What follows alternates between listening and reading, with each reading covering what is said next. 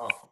ज- जय बापू दी। ओम बापू नंदा चोर वालिया आपकी की सदा सदा ही ही जय वाली बोल कृष्ण कन्हैया लाल की जय। जय। राधे रानी सरकार की सरकार जय। की जय। भाव का भूखा हूँ मैं, भाव ही बस सार है। भाव से मुझको भजे तो भव से बेड़ा पार है। भाव से मुझको भजे तो भाव से बेड़ा पार है। अन्न धन और वस्त्र भूषण कुछ न मुझको चाहिए। आप हो जाए मेरा बस पूर्ण यह सत्कार है। आप हो जाए मेरा बस पूर्ण यह सत्कार है। भाव बिन कुछ भी हो देवे मैं कभी लेता नहीं। भाव बिन कुछ भी हो देवे मैं कभी लेता नहीं। भाव से एक फूल भी दे तो मुझे स्वीकार है। भाव से एक फूल भी दे तो मुझे स्वीकार है। भाव का भूखा हूँ मैं, भाव ही बस सार है। भाव से मुझको भजे तो भव से बेड़ा पार है। भव से बेड़ा पार है। तो उन्हीं भावों को ध्यान में रखते हुए श्रीमद् भागवत जी का ये जो है 10वां स्कंद चल रहा है, जिसमें नंद जी के यहाँ कन्हैया जी का प्रकट्य हुआ है। और इतना सुंदर महोत्सव मनाया जा रहा है कि उसकी अनुभूति, उसके भावों को जूम सत्संग भी महसूस कर रही है। और आज जूम सत्संग में बैठी हुई सारी गोपियां, सारे सखी प्रभु के उनको बधाइयां भी दे रहे हैं। वाह वाह। नंद की आनंद भयो जय कन्हैया लाल की। नंद की नंद के आनंद आनंद भयो भयो जय जय कन्हैया लाल कन्हैया की। लाल हाथी घोड़ा पाल की जय कन्हैया लाल की। की। हाथी घोड़ा पाल की जय कन्हैया लाल की। नंद की आनंद भयो जय हो गोपाल की। तो ऐसे ही नंद बाबा जी के घर में कन्हैया जी का प्रकट्य हुआ। और नंद बाबा जी सारे ब्राह्मणों को वंदन कर रहे हैं, खूब दान दे रहे हैं, आभूषण गौएं। मेरे पुत्र हुआ है, देखो मेरी इस अवस्था में, इस बुढ़ापे की अवस्था में मुझे बेटा हुआ है, बड़े ही खुश हैं। और सबको जो है खूब दोनों हाथों से बटोर बटोर के दान दे रहे हैं। तो सुखदेव जी महाराज वर्णन करते हैं कि हे राजन, नंद महोत्सव भादो कृष्ण नवमी को हुआ। तो उस समय जो भगवान जी थे, वो समाधि में थे, वो जागे। अब उन्हें पता चला कि जो है बाल कृष्ण प्रकट हुए हैं।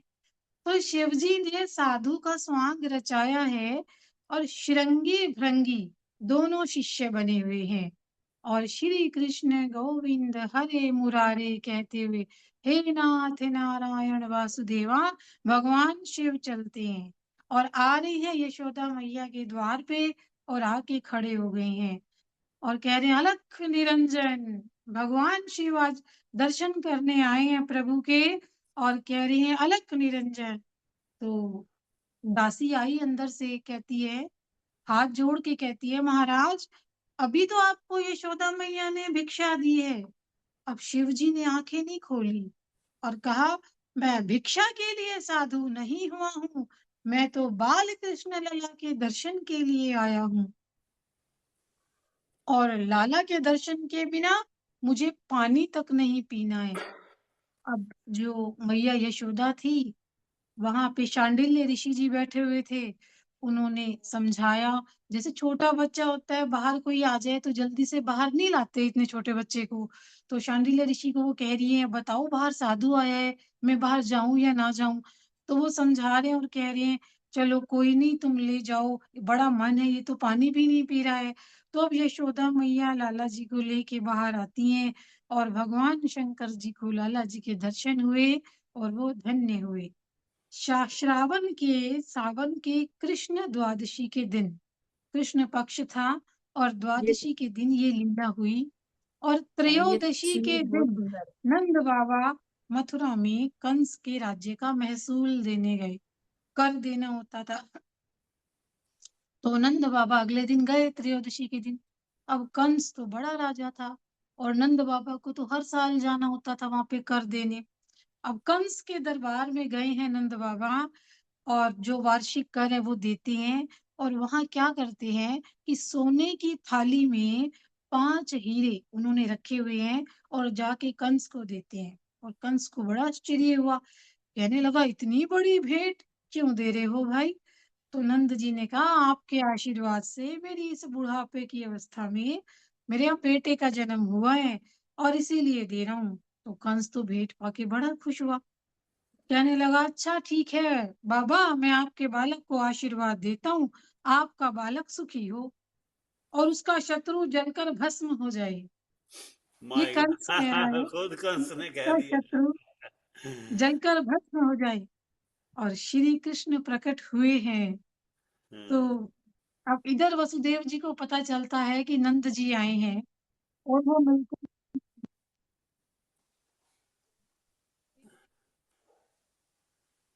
रोजी आपकी आवाज बंद हो गई है। बस इधर ये पता चलता है, यहाँ से बता दो, यहाँ इधर पता चलता है अपना वासुदेव जी को भी नंद जी आए हैं, वहां से शुरू करो फिर से। जी 1 मिनट। फ्लाइट मोड ਤੇ ਕੀਤਾ ਨਹੀਂ ਹੈ ਮੇਰੇ ਖਿਆਲ ਮੋਡ ਤੇ किसका फोन आया था ਵਿੱਚ वाह जी वाह। नंद और वसुदेव जी का मिलन होता है तो नंद बाबा ने वसुदेव जी से कुशल समाचार पूछा कि भाई आप ठीक हैं? उन्होंने कहा हाँ मैं ठीक हूँ। मैंने सुना था कि आपके घर तो कन्या का जन्म हुआ था। ओ अब वो आपस में दोनों बातें कर रहे हैं कि कंस जब उसे मारने दौड़ा तो वो आपकी कन्या उड़ गई थी आकाश में। ये नंद बाबा जी पूछ रहे हैं कि भाई अब भगवान जो है कंस को देख रहे हैं, कभी तो सजा देंगे ना। अब वसुदेव जी कह रहे हैं कि भाई मेरे तो इतने बालक हुए थे, सारे मर गए। मैंने सुना है कि आपके घर लल्ला का जन्म हुआ है। दोनों आपस में बातें कर रही है। वसुदेव जी नंद बाबा से कह रहे हैं मैंने सुना है आपके यहाँ लल्ला का जन्म हुआ है। अरे उसे तो मैं अपना ही बेटा मानता हूँ। अब बाबा मैं तो देखो मथुरा में रहता हूँ और मेरा बड़ा मन है कि मैं आपके बेटे को देखूं, मुझे उसकी बड़ी चिंता होती है। तो कंस ने ब्राह्मणों को बुला के पूछा इधर कि मेरा काल कहाँ है? अब ब्राह्मणों ने कहा कि आपका काल तो गोकुल वृंदावन में है और अभी तो वो बालक है। कंस ने पूतना को भेजा और कहा कि 10 दिनों के अंदर अंदर पूतना तुम वहां जाओ और किसको पूछा काल, मेरा काल कहाँ है? ब्राह्मणों ब्राह्मणों को। ब्राह्मणों ने बता दिया भी काल गोकुल में है। जी जी। वाह। तो कंस ने पूतना को भेजा और पूतना को भेज के कहा कि 10 दिनों के अंदर अंदर जितने बालक वहां पैदा हुए हैं सबको मार डालो। ओ हो। श्रवण कक्ष जो है, श्रावण का कृष्ण पक्ष है, सावन का महीना है और चतुर्दशी के दिन पूतना जो है गोकुल में पहुंचती है। अब पूतना तो इतनी बड़ी राक्षसनी है, बड़ा सुंदर श्रृंगार करके आई है, बड़ी सुंदर है, इतनी भारी भरकम शरीर वाली और बड़ी सुंदर बन के आई है। अब घर के अंदर जाती है और अपने आप ही चली जाती है घर के अंदर यशोदा जी के और वहां जाके कहने लगी मैं तो मथुरा में रहने वाले एक ब्राह्मण की पत्नी हूँ। मैंने सुना है कि इतनी वृद्धावस्था में तुम्हारे यहाँ पुत्र का जन्म हुआ है। मैं तो आशीर्वाद देने आई हूँ। तुम्हारे पुत्र को मैं खिलाऊंगी, मैं तो उसे स्तनपान कराऊंगी और वो मोटा हो जाएगा। अब कन्हैया जो है वो पालने में लेटे हुए हैं और जैसे ही वो पूतना अंदर आई और लाला ने अपनी आंखें बंद कर ली, लाला कन्हैया ने अपनी आंखें बंद कर ली। अब अच्छा। लाला ने सोचा कि पूतना आज मेरे सामने आई है और इस जन्म में तो इसने कोई पुण्य नहीं किया है, लेकिन पूर्व जन्म में तो कोई पुण्य किया होगा ना। तो उन्होंने आंखें बंद की और आंखें बंद करके देखा, ये तो राजा बलि की पुत्री है। वही राजा बलि जिससे पग 3 पग जो है भूमि मांगी थी दान में। तो ये तो राजा बलि की पुत्री है। और बलि राजा के यज्ञ में भगवान वामन जी का रूप धारण करके आए थे भिक्षा मांगने। और 7 वर्ष के वामन जी महाराज वहां बड़े सुंदर दिख रहे थे। तो बलि राजा की कन्या को जब वामन जी के दर्शन हुए, तो एक तो उसके अंदर बड़ा वात्सल्य भाव जागृत हुआ था। और दूसरा ये, तो वामन जी ने उसके पिता जो है का सारा कुछ हरण कर लिया था। तो उसको बड़ा बुरा लगा था। तो उसने 2 संकल्प किए हुए थे कि एक तो इनको मैं गोदी में खिलाऊंगी और दूसरा इनको मैं मारूंगी। आज उसके पूतना के वो दोनों संकल्प एक साथ आ गए। वही बलि राजा की बेटी आज पूतना बन के आई है। अब यशोदा माता जैसी अंदर जाती है, पूतना उठाती है कन्हैया जी को और अपनी गोदी में लेती है और दूध पिलाने लग जाती है। अब लाला ने सोचा कि बड़े प्रेम से पिला रही है ना? और प्रेम से जो कुछ मिलता है वो तो मैं स्वीकार कर लेता हूँ। वाह। ठीक है। और धीरे धीरे कन्हैया जो है वो पूतना के प्राण चूसने लगे। और पूतना के प्राण जब चूसने जाने लगे, तो पूतना ऐसे हड़बड़ाने लगी, बड़ा तड़पने लगी और पूतना कन्हैया जी को लेके आकाश में उड़ने लगी। तो ऐसे श्री कृष्ण जी की लीला में अनेक काम चलते हैं। हुआ क्या, जैसे ही वो आकाश में उड़ने लगी, तो पूतना को कन्हैया जी ने ऐसा कर दिया, उसके शरीर को छोड़ा नहीं। वो जो इतने बड़े बड़े वहां बगीचे बने हुए थे, उन पेड़ों के ऊपर धड़ाम से पूतना को गिराया। और जो बगीचा था, जितने पेड़ वहां खड़े थे, इतनी भारी भरकम पूतना जब पेड़ों के ऊपर गिरी, तो पेड़ गिर गए सारे और पूतना के प्राण निकल जाते हैं। अब रास्ते में यशोदा माता जो है वो तो मूर्छित पड़ी है, क्योंकि वो तो कन्हैया पालने में सोया हुआ था और एक औरत आई और गोदी में उठा के उड़ गई ऐसे। वो तो मूर्छित पड़ी है यशोदा यशोदा मैया। तो गोपियां आई तेजी से भागी भागी पीछे से, और यशोदा मैया के कान में कहती है, माँ मैं लाला को लेके आ गई हूँ, उठ जाओ यशोदा मैया, उठ जाओ, कन्हैया बच गया है, देखो वो तो राक्षसनी थी, वो तो मर गई है। और यशोदा मैया तो मूर्छा से जागती ही नहीं है। और वो जो है यशोदा माता की गोदी में जैसे ही कन्हैया को रखती हैं, तो अब लाला का स्पर्श होते ही यशोदा माँ की आंखें खुल जाती हैं और यशोदा मैया जो है लाला को अपने हृदय से लगा लेती हैं। तो माता का हृदय जो है वो तो प्रेम से द्रवित होता है ना, और वो प्रेम ही दूध बन के बाहर निकलता है। तो उसी समय मथुरा में गए हुए थे नंद बाबा जी, वो आ गए नंद बाबा। अब उन्होंने सुना हे राक्षसनी आई थी, वो तो बड़े घबराए हुए नंद बाबा हैं। और जब उन्होंने कन्हैया को देखा गोदी में खिलखिलाते हुए, तब जाके जो है नंद बाबा प्रसन्न हुए। और जो पूतना का इतना भारी भरकम शरीर था, उसका अग्नि संस्कार किया गया। जब उसको जलाया गया पूतना को, तो उसमें से अगर और चंदन की सुगंध आने लगी, बड़ी सुगंध। तो पूतना को प्रभु ने सदगति दी। पूतना चरित्र पढ़ने सुनने के बाद इसका मनन कीजिए कि पूतना कौन है। पूतना वासना है। जो व्यक्ति नित्य हरि सिमरन में लीन रहता है, प्रभु का ध्यान करता है, वही इस वासना का विनाश कर सकता है। और वासना के विनाश के बाद ही भक्ति का आनंद आता है। तो ये जो श्री कृष्ण जी की लीला है, ये निरोध लीला है, कि जिसके मन का निरोध हुआ है, उसे मुक्ति जैसा ही आनंद मिलता है। यानी जिसने अपने मन पे नियंत्रण कर लिया, उसे ऐसा आनंद मिलता है कथाओं को सुन के, कि जैसे उसने मुक्ति पा ली हो। और मन में अगर कोई वासना है, तो मन का निरोध नहीं होता। तो सुखदेव जी महाराज राजा परीक्षित को कथा सुना रहे हैं और सावधान करते हैं कि श्री कृष्ण लीला जो है ये प्रभु का बहुत बड़ा अनुग्रह है। आनंद में परमात्मा का कोई स्वार्थ नहीं है। भगवान हमारे लिए लीला करते हैं और गोपियों को मृत्यु से पहले मुक्ति का आनंद देने के लिए ये गोकुल की लीला प्रभु ने की है। और सुखदेव जी महाराज अब गोपियों की बड़ी प्रशंसा करते हैं और कहते हैं कि खुली आंखों से गोपियों का मन शांत रहता है। गोपियां नाक नहीं पकड़ती हैं, गोपियां प्राणायाम नहीं करती हैं, प्रत्याहार नहीं करती हैं और फिर भी उनके मन का नियंत्रण है। कोई समाधि में नहीं लगी हुई हैं गोपियां। क्यों? क्योंकि श्री कृष्ण लीला में ऐसी शक्ति है कि सारी इंद्रियां भगवान की ओर उन्मुख हों। इसीलिए भगवान ने कृपा करके ये लीला की है। और गोपियों का एक क्या नियम था कि सुबह ही वो मंगला के दर्शन के लिए जाती थी, सुबह 4 बजे।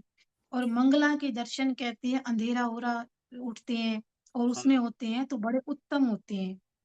अंधेरे में दर्शन का मतलब ये होता है कि जब मनुष्य सुबह उठता है तो किसी भी मनुष्य का मुंह देखने से पहले वो सबसे पहले भगवान का दर्शन करे। ये गोपियों का ये नियम था कि गोपियां जब सुबह उठती थी तो उठते ही उनको कन्हैया जी याद आते थे और वो दर्शन के लिए मंगला में ही सुबह 4 बजे उठ के दौड़ती थी कि हमें दर्शन करने है। अब सखी ये कह रही अरे अभी तो अंधेरा है, अभी कहाँ चल रही है? हैं?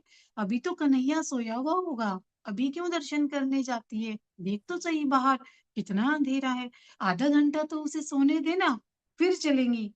तो बाद में लाला को मैं जगाऊंगी, फिर सारी मिलके देख लेंगी।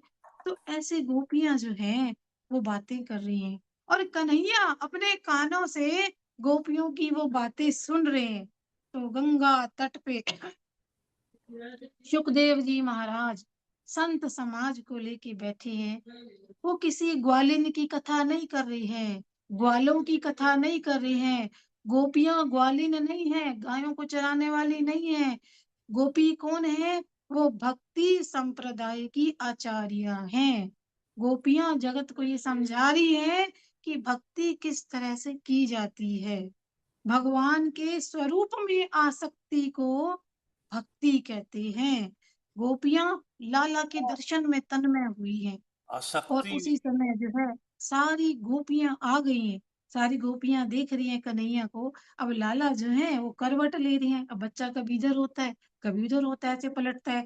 तो वो करवट ले रही हैं और वो कह रहे हैं ये देखो देखो, ये लाला ने करवट ले ली, ये देखो देखो, सारी गोपियों को बुला रही है। अब कोई भी ऐसी जो एक्टिविटी होती है बच्चे की पहली बार होती है तो माँ भी बड़ा खुश होती है, देखो घुटनों के बल चलने लग गया, देखो कैसे कर रहा है। तो वो गोपियां शोर मचा रही है, अरे देखो देखो करवट ले ली लाला ने, और देखो मैंने अभी देखा, मैंने अभी देखा। और सारी बड़ी आनंदित है, एक एक लीला वो प्रभु की ऐसे देख रही हैं। और यशोदा मैया क्या कह रही है कि जैसे ही कोई नया होता, जैसे आज करवट ली है तो मैया के मन में है आज तो मुझे उत्सव करना है, आज मेरे लाला ने करवट ली है, आज तो मुझे उत्सव करना है।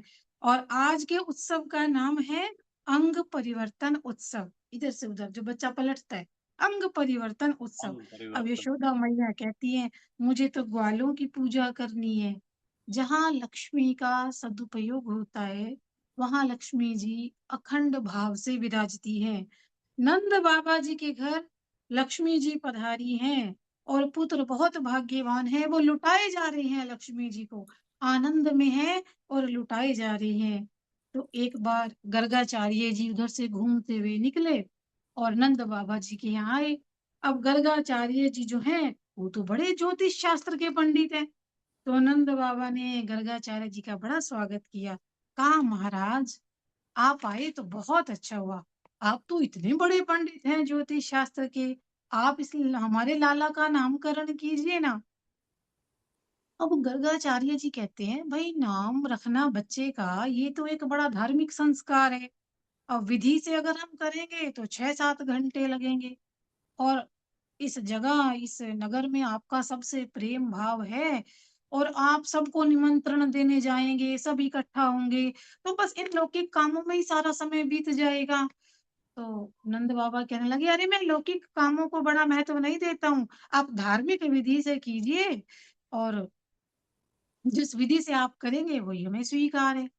अब जो है नामकरण किया गया, नामदेव जी की पूजा की गई और रोहिणी जी की गोद में दाऊ जी बैठी हैं और यशोदा मैया की गोद में कन्हैया जी बैठी हैं। और गर्गाचार्य जी ने कहा कि बाबा ये जो रोहिणी की गोदी में बालक है, ये बहुत बलवान होगा। ये लोगों को खिलाएगा, ये सुखी करेगा और इस बालक का नाम मैं रखता हूँ बलराम।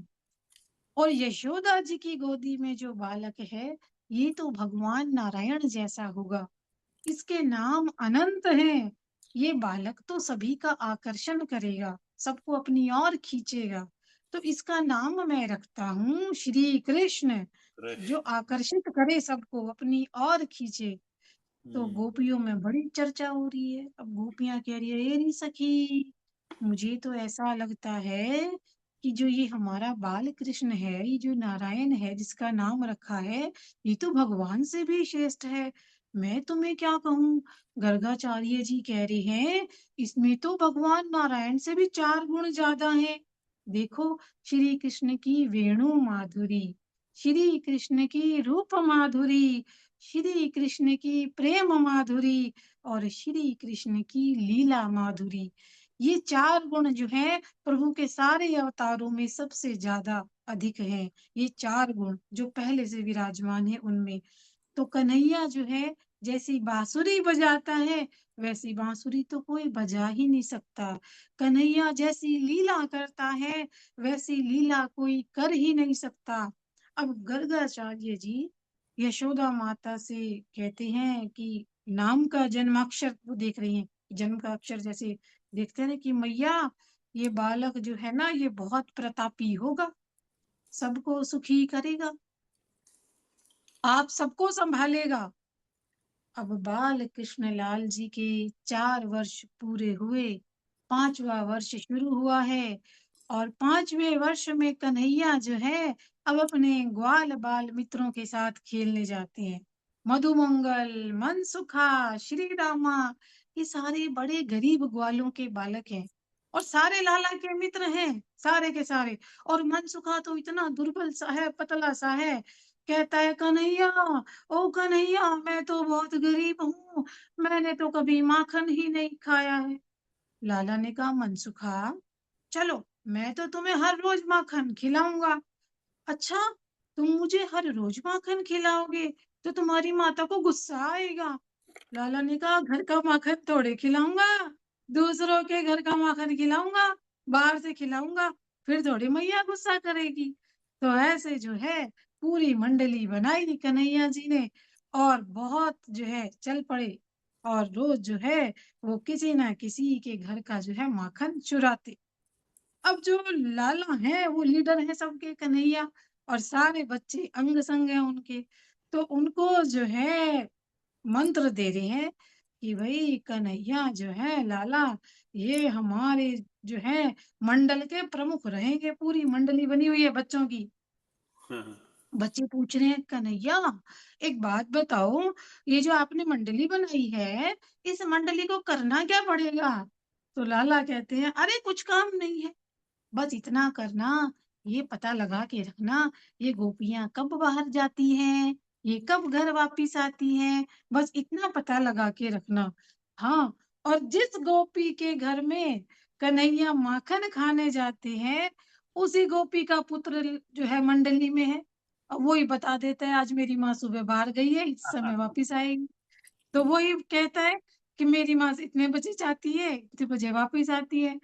और के भाई गोपी का जो पुत्र है जब वही मंडली में है, तो घर का स्वामी तो वही हुआ ना, और सारे मिल के फिर माखन खाते हैं। तो चोरी उसे कैसे कहा जा सकता है कि जब बेटा ही मंडली में बैठा है। सही तो बात। ऐसे जो है लौकिक दृष्टि से भी कन्हैया ने चोरी नहीं की है। नहीं। तो एक गोपी ने माँ यशोदा से कहा, हे, तेरे लाला को चोरी करने की आदत हो गई है? कोई इसे बुला के माखन खिलाता है तो खाता नहीं है, कहता है मुझे माखन अच्छा नहीं लगता है, और जब कोई घर पे होता नहीं है तो चोरी करके माखन खा जाता है। अब ये सुन के जो माँ यशोदा है बड़ा मुंह सा बना लेती है। अब यशोदा जी ने कहा कि जब आप लोगों को पता चल जाता है कन्हैया आने वाला है, तो अपना माखन संभाल के क्यों नहीं रखती हो, है? अब आए ना कन्हैया, उसे पकड़ के मेरे घर ले आना, सजा दूंगी उसे। अब जो प्रभावती थी एक गोपी, उसने लाला ने कहा, अच्छा ऐसे कहेगी, चल कल तेरे घर आऊंगा। है। अब प्रभावती के घर में दही भी रखा है, माखन भी, सब कुछ रखा है। अब वो सोच रही है, मुझे तो इसने बता ही दिया कि कल आऊंगा, जैसे हाँ, ही आएगा इसे पकड़ पकड़ लूंगी। और लो। गोपाल आ गए अपनी मंडली के साथ। लाला ने मटकी उतारी और अपने जो है मंडली को माखन देने लग गए। और लाला की कलाई पकड़ी प्रभावती ने, और वो लाला को पकड़ के ले जा रही है, चल आज तुझे तेरी माँ के पास लेके जाऊंगी, चल। और लाला पीछे मुड़ मुड़ के कह रहे हैं अपनी मंडली से, घबराना नहीं, घबराना नहीं, अब देखो मैं क्या करता हूँ, घबराना नहीं। और वो तेज तेज दौड़ रही है प्रभावती, हाथ पकड़ के, कलाई पकड़ के, चल तुझे तेरी माँ के पास ले जाते हूँ। अब जब ये रिवाज होता है कि रास्ते में जब थोड़े बूढ़े लोग मिलते हैं तो ये पल्ला जो है वो घूंघट निकाल के प्रभावती जा रही है। अब जो लाला है उन्होंने ऐसे चुंडी मारी बड़ी तेजी से हाथ पे, और जो है हाथ बदल दिया। प्रभावती ने अपना हाथ बदला जब उन्होंने ऐसे चिकोटी सी मारी।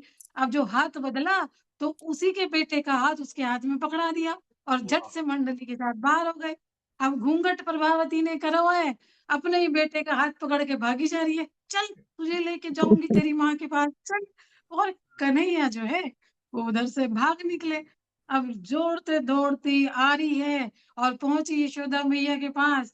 तो प्रभावती कह रही है, माँ देखो देखो तुम्हारे जो है पकड़ के लाई उसे लल्ला को, देखो। और यशोदा जी हंसे जा रही है, वो तो खूब हंसे। अब प्रभावती कह रही है, ये हंस क्यों रही है। और जैसे ही प्रभावती ने पीछे मुड़ के देखा, हैं वो तो अपने ही बेटे को पकड़ के खड़ी है और कन्हैया तो वहां है ही नहीं।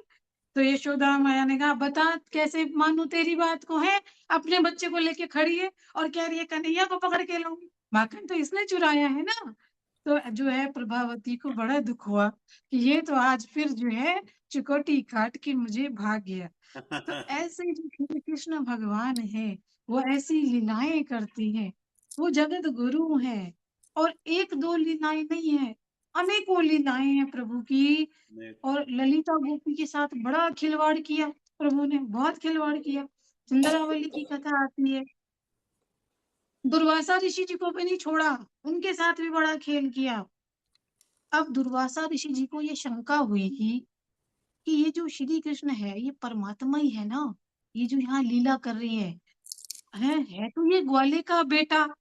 अब दुर्वासा ऋषि जी जो है परीक्षा करने लाला के पेट में गए। तो लाला ने दुर्वासा ऋषि जी को अपने पेट में ब्रह्मांड के दर्शन करवाए हैं। अब अच्छा। दुर्वासा ऋषि जी को विश्वास हो गया कि यही परमात्मा है। और इनके बाद जो है गणपति महाराज जी की कथा आती है। अब यशोदा मैया ने जो है मनौती मांगी हुई थी, मेरे यहाँ जो है बेटा होगा तो मैं गणपति जी को लड्डुओं का भोग लगाऊंगी। और वो जो है गणपति जी को लड्डू खिलाती है। और बड़ी सुंदर लीलाएं हैं माँ की। और माता जिस समय अपने बच्चे को दूध पिलाती है तो कहते हैं माता और पुत्र दोनों एक हो जाते हैं। गोदी में लेके बैठी है वो कन्हैया जी को और अपना प्रेम उनको अर्पित कर रही है गोदी में लेके। और सामने चूल्हे पे दूध रखा हुआ है, दूध उबल रहा है। तो जब जीव का ब्रह्म से संबंध होता है कहते हैं तभी दूध में उफान आता है। दूध में उफान क्यों आया, दूध क्यों उबला, इसलिए कि यशोदा माँ अपना दूध कम पिलाए। इस दूध की ऐसी इच्छा थी, इस दूध की इच्छा थी कि यशोदा माँ अपना दूध कम पिलाए। क्यों, क्योंकि कम दूध पिलाने पे कन्हैया को भूख लगी रहेगी। अब हाँ। जब भूख बनी रहेगी तो कन्हैया मुझे पिएगा। तो दूध सामने चूल्हे पे रखा है और देख देख के उबल रहा है, पतीले में से बाहर आ रहा है। और वो जानता है कि अगर मैं लाला के पेट में जाऊंगा तो मेरा भी उद्धार होगा। कि जो परोपकार के लिए जीता है, परमात्मा के लिए जीता है, उसी का जीवन जीवन है। अब जब माता ने देखा अरे दूध उबल रहा है तो गोदी में से कन्हैया जी को उतारा। अरे, अब जैसे भागते हैं ना फटाफट, दूध उबल रहा है, जो काम कर रहे हैं छोड़ के भागते हैं। अब वो फटाफट उतारा कन्हैया जी को और जाके जो है दूध को हटाने लगी, पतीला हटाने लगी चूल्हे पे से। और कन्हैया जी को गुस्सा आ गया, है दूध इतना प्यारा मुझे गोदी में से उतार के भाग गई है, आज तो एक मन दही का नुकसान करूंगा, ले ले दूध। बचा ले दूध। और वो ये सोचते हैं, और लाला ने जो चटनी पीसने वाला वो सिलबट्टा होता है, वो हाँ, उठाया और दे उठा के जो दूध वो दही वाली मटकियाँ पड़ी थी, उन ओ, मटकियों पे मारा। हैं? आई बड़ी दूध उतारने गई थी, मुझे गोदी में से उतार के, और वो सारा जो था जो है दही, वो सारा चारों ओर बिखर गया। और जब जो यशोदा मैया ने देखा, हाँ मटकी फुट्टी पड़ी है, हम्म, सारा दही खिंडा पड़ा है और लाला यहाँ है नहीं। अब कन्हैया के पीछे पीछे दौड़ी भागी जा रही है तो जो है तोड़ के भाग गया, और हाथ में सोटी है, और सोटी, आज तो मैं तुझे मारूंगी, आज तो तुझे मारूंगी। आगे आगे कन्हैया और पीछे पीछे यशोदा मैया, और भागी जा रही है। अब दौड़ती दौड़ती बड़ा थक गई। अब थक गई, श्री कृष्ण जी तो भागते जा रहे हैं। अब जो है, अब थक के ऐसे सोटी फेंक दी, हाय मैं तो बड़ा थक गई, ये तो पकड़ में ही नहीं आ रहा। अब कान्हा जी तो आगे आगे जाते हैं। अब लाला जी कन्हैया जी यही तो चाहते थे कि माँ सोटी फेंक दे और फिर मैं इनके हाथ में आऊं। अब सोटी हाथ में होगी तो मुझे मारेंगी। अब वो इतना थक गई, उन्होंने वो सोटी फेंक दी। अब कन्हैया जी जो है माता की गोदी में आ जाते हैं। अब यशोदा ने कहा, माँ ने कहा तू बड़ी शरारत करता है, आज तो मैं मानने वाली हूं नहीं, नहीं मानने वाली। अरे तू जिस ओखली पे चढ़ के चोरी करता है ना, आज तुझे उसी ओखली से बांधूंगी। और हम्म, माता जो है उनको बांधने की कोशिश करती है कन्हैया जी को। अब वो जिस डोरी को उठाती है, जिस डोरी से बांधने जाती है, वही छोटी पड़ जाए। एक और डोरी उठाती है, डोरी से डोरी बांधती है, जैसे रस्सी से दूसरी रस्सी की भाई लंबी हो जाएगी, तो वो हाँ, फिर वो छोटी पड़ जाए। वो बड़ी हैरान, जो भी डोरी बांधे है उसने, वो एक उंगल छोटी हो जाए। इतनी सारी डोरियां भी जोड़ देती है, फिर भी छोटी। तो लपेटती जाती है, लेकिन डोरी बंध नहीं पाती है। अब 2 उंगली छोटी है, तो महापुरुष ये कहते हैं कि श्री कृष्ण जी जहाँ विराजते हैं, वहाँ ऐश्वर्य, शक्ति, सेवा सब उपस्थित होती है। अब ऐश्वर्य, शक्ति और वात्सल्य भक्ति, तीनों में झगड़ा शुरू हो गया है। यशोदा जी में प्रेम है, वात्सल्य भाव है। माता थक गई है।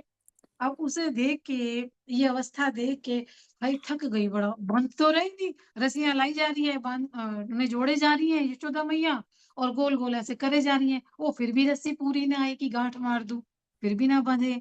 तो अब दया आ गई कन्हैया जी को। अब दया आई तो कहते हैं चलो अब बंध ही जाता हूँ। तो कन्हैया जो है बंध जाते हैं। तो इस पर ऐश्वर्य शक्ति ने कहा कि मेरी माता मुझे बांधना चाहती है, तू डोरी को छोटा क्यों कर देती है? इस समय तो मैं तेरा मालिक नहीं हूँ, बल्कि मैं तो यशोदा माता का बालक हूँ। ये सारी ऐश्वर्य और शक्ति आपस में बातें कर रही हैं, और भक्ति के आगे अब वो झुक गई हैं, और कन्हैया बंध जाते हैं। परमात्मा ने आज बंधन स्वीकार किया है, और सारे ग्वाल बाल मित्र आते हैं, बड़ी कोशिश कर रहे हैं खोलने की उस उन गांठों को, और छुड़ाने की सारी मंडली कोशिश कर रही है, लेकिन इतनी मजबूत गांठ जो है वो बांधी थी यशोदा मैया ने, वो खुली नहीं। अब लाला जी कह रहे हैं आज मुझे कोई तकलीफ नहीं है, मैं तो आनंद से हूँ भाई। अब मेरी माता ने मुझे बांध के अच्छा ही किया। क्यों? क्योंकि उन्हें पता था आज उन्हें बैलगाड़ी वाला खेल खेलना था। अब उनको तो लीलाओं में आनंद कराना है, लीलाओं का ऐसा खेल करते हैं वो, जिससे देख के जितने ग्वाल बाल वहां आते हैं वो और रिझ जाते हैं। अब मक्खन मिश्री खाते लाला अपने मित्रों का बड़ा ध्यान रखते थे। तो यशोदा मैया कृष्ण जी को बांधे हुए हैं, और यमला अर्जुन जी के मोक्ष की कथा आती है कि नारद जी के श्राप से कुबेर जी के 2 बालक थे, और वो नंद जी के आंगन में 2 पेड़ बने हुए थे, और इन दोनों बालकों को अपने बाप की संपत्ति बिना मेहनत किए मिली थी। कुबेर जी के 2 बालक थे, जो आज नंद जी के आंगन में खड़े हैं पेड़ बन के। उनके पिता के पास बड़ी संपत्ति थी, और इन दोनों को बड़ा अहंकार था। इन दोनों बालकों को कहते हैं जब बहुत ज्यादा अति संपत्ति हो जाती है तो 3 दोष आने का डर रहता है। एक जुआखोरी, एक मदिरापान, और एक स्त्री प्रसंग। तो नारद जी ने हाथ जोड़ के नारद जी ने श्राप दिया था इनको कि तुम नंद बाबा के आंगन में वृक्ष बनोगे। ये नल कुबेर और मणिग्रीव जो है ये थे। इन्होंने नारद जी के सामने हाथ जोड़े कि महाराज हमारी भूल हुई है, हम आपसे क्षमा चाहते हैं, क्योंकि दोनों बहुत अहंकार करते थे। और इनके पिता तो जो कुबेर थे वो तो देवता थे इतने, और ये अहंकारी थे, मदिरा पान करते थे और मदिरा पी के ही जो है ये अप्सराओं के साथ जो है सरोवरों में स्नान करने चले जाते थे। तो जब ये देखा तो नारद जी ने इन्हें श्राप दिया था। इन्हें श्राप दिया कि तुम जाके पेड़ बन जाओ। तब इन्होंने बड़ी क्षमा माँगी नारद जी से, कहा हमारी भूल हुई है। और नंद बाबा की इन्होंने कहा नारद जी ने कि नंद बाबा के आंगन में जिस समय बाल कृष्ण लाल अपने चरणों का स्पर्श करेंगे तुम पर, तब तुम्हारा उद्धार होगा। तो आज प्रभु ने नारद जी का ये वचन पूरा करने के लिए ये लीला की। और जो इतनी बड़ी औखली थी जिससे वो बंधे हुए थे, वो सरका सरका के खींच खींच के ला रहे हैं। और जहां वो पेड़ बंधे हुए हैं दोनों, एक इस तरफ पेड़ है एक इस तरफ, और ओखली बीच में आके फंस जाती है। और कन्हैया जी के पैर उन पेड़ों को, एक इस पेड़ को और एक इधर पेड़ को लगता है। जैसे ही चरण स्पर्श होते हैं और वो दो देव पुरुषों में बदल जाते हैं। और श्री कृष्ण कन्हैया लाल की जय, कृष्ण कन्हैया लाल की जय, की कह जय। के उनको बारंबार नमस्कार करते हैं। तो प्रभु ने नल कुबेर को और मणिग्रीव को सदगति दी। और जैसे ही वो अपने धाम में जाते हैं, दोनों पेड़ धड़ाम की आवाज से नंद बाबा जी के आंगन में गिरते हैं। जो अपने जड़ से उखड़ जाते हैं, नीचे से गिरते हैं। और इतनी तेज आवाज आई, सारे ग्वाल बाल चारों तरफ नंद बाबा इकट्ठे हो गए। अरे तो पेड़ गिर गए, पेड़ गिर गए, और कन्हैया वहां ओखली से बंधे हुए। और सब कोई डरता कि कहीं कन्हैया के ऊपर तो नहीं गिर गए पेड़। तो सारे डर के मारे भागे आए।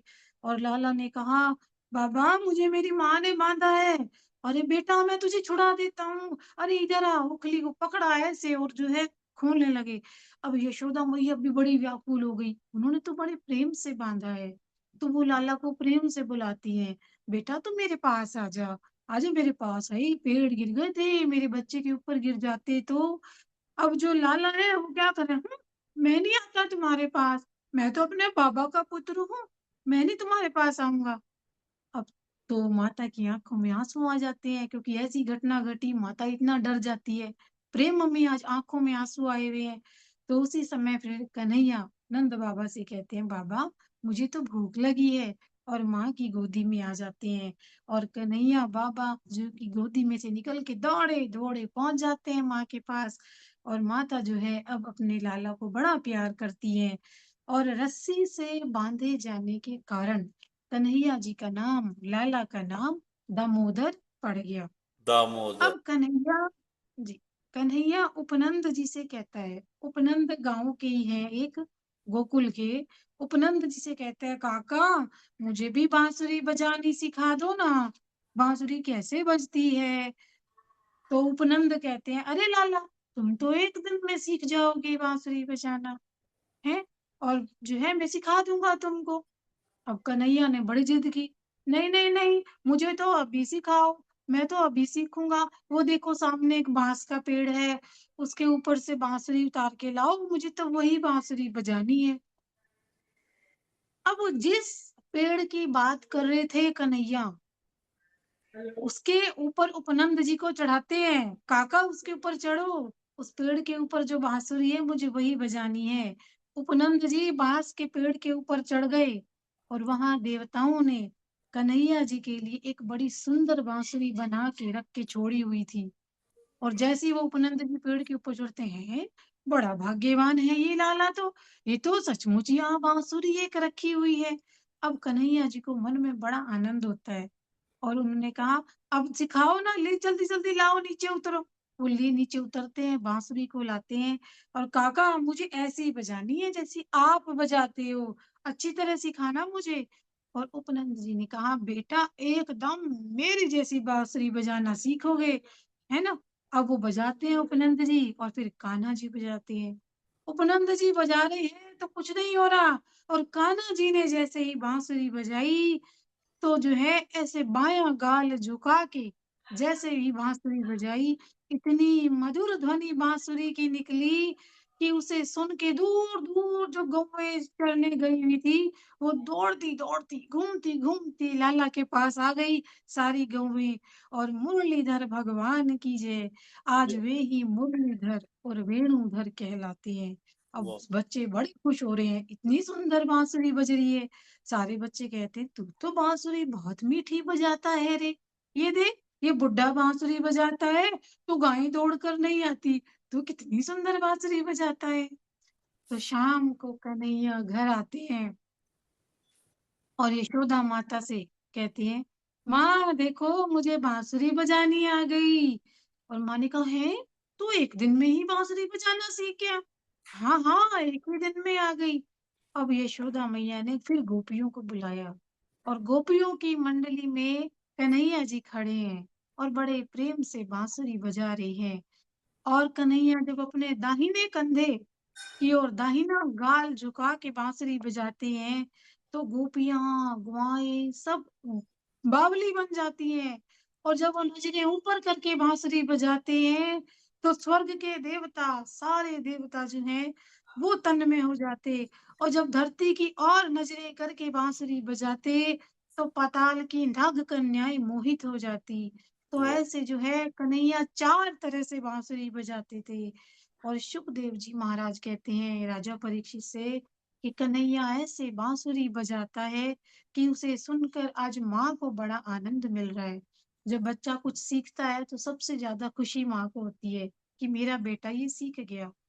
तो अब जो है श्री कृष्ण कन्हैया जी का तो है नियम कि सारी ग्वाल मंडली को इकट्ठा करो और अब जो है वो बछड़ों को लेकर भी जाते हैं। ये ड्यूटी लगाई हुई नंद बाबा ने कि जितने भी बछड़े होते हैं ये मंडली जाएगी और बछड़ों को घास चरा के लाएगी।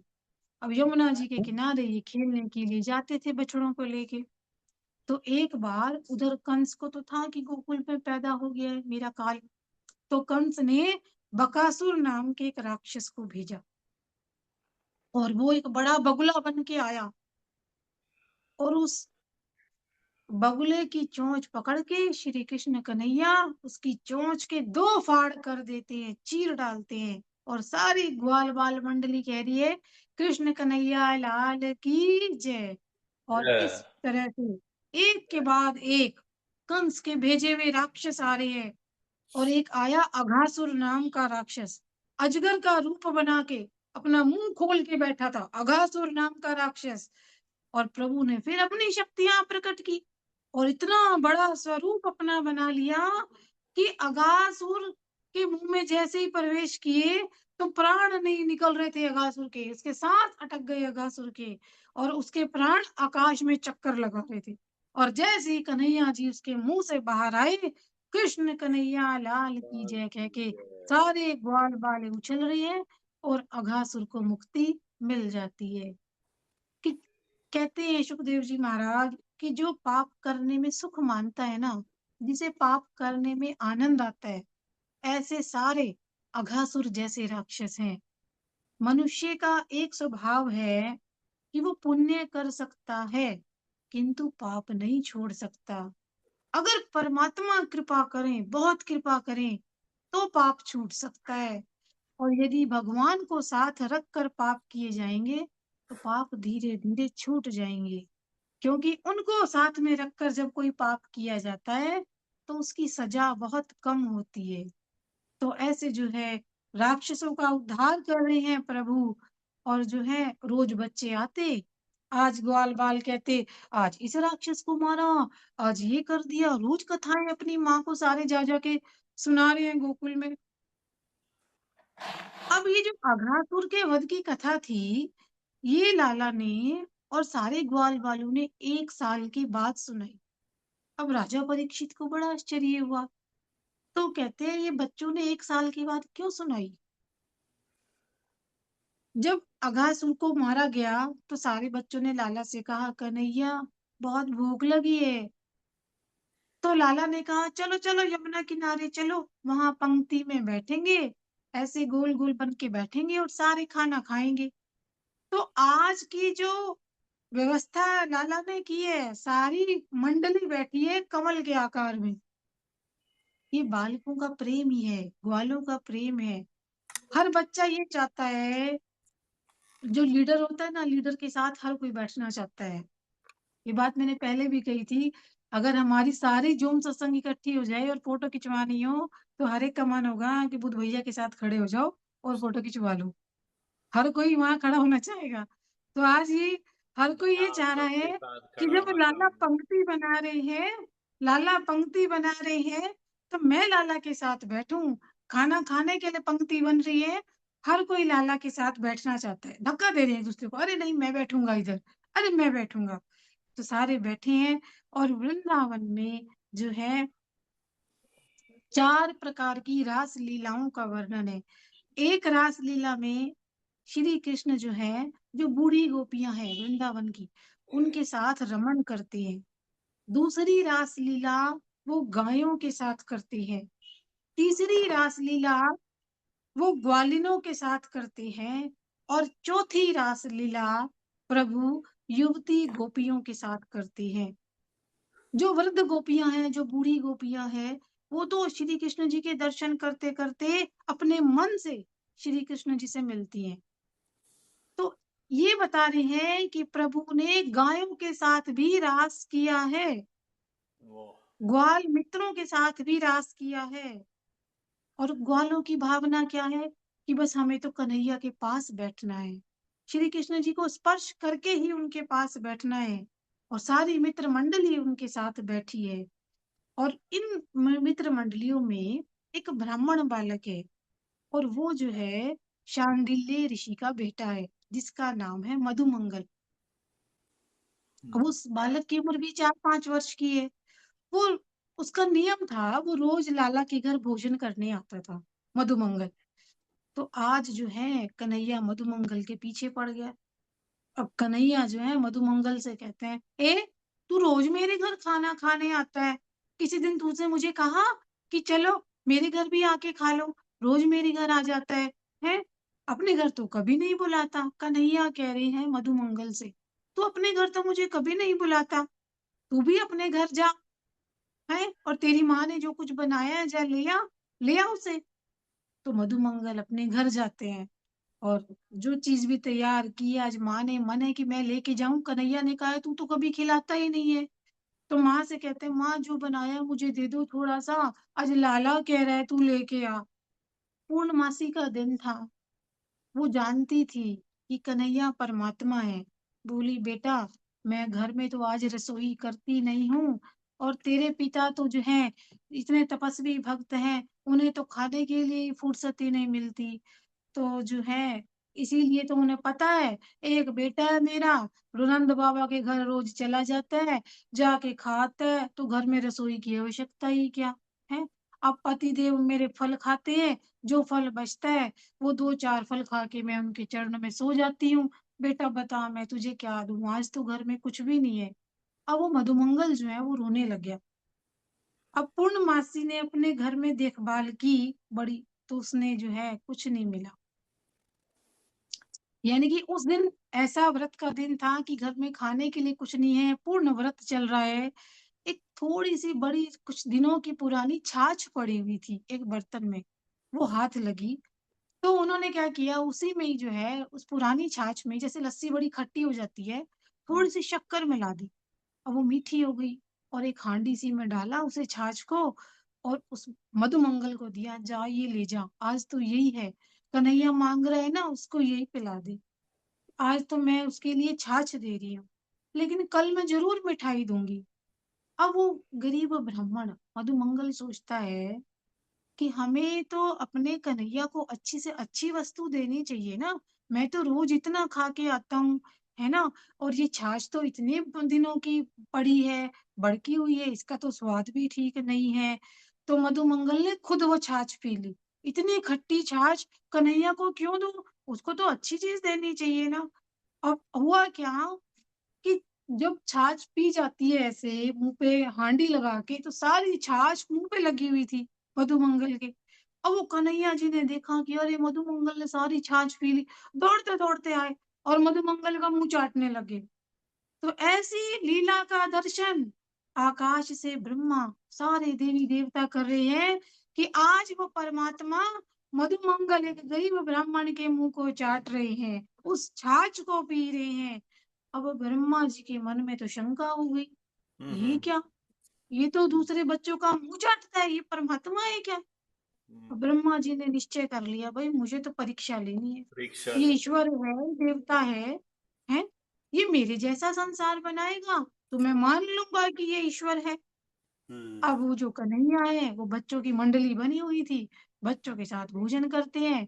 बछड़े उन्होंने छोड़ दिए थे कि बछड़े जो है अपना घास वास चरने चले जाते थे।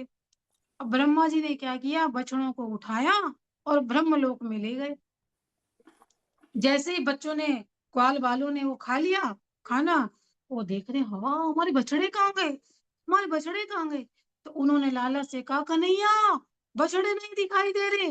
लाला ने कहा, तुम खाना खाओ, भोजन करो तुम अपना, मैं अभी खोज के लाता हूँ बछड़े कहाँ गए। अब कन्हैया जो है निकल पड़ते हैं खोजने के लिए।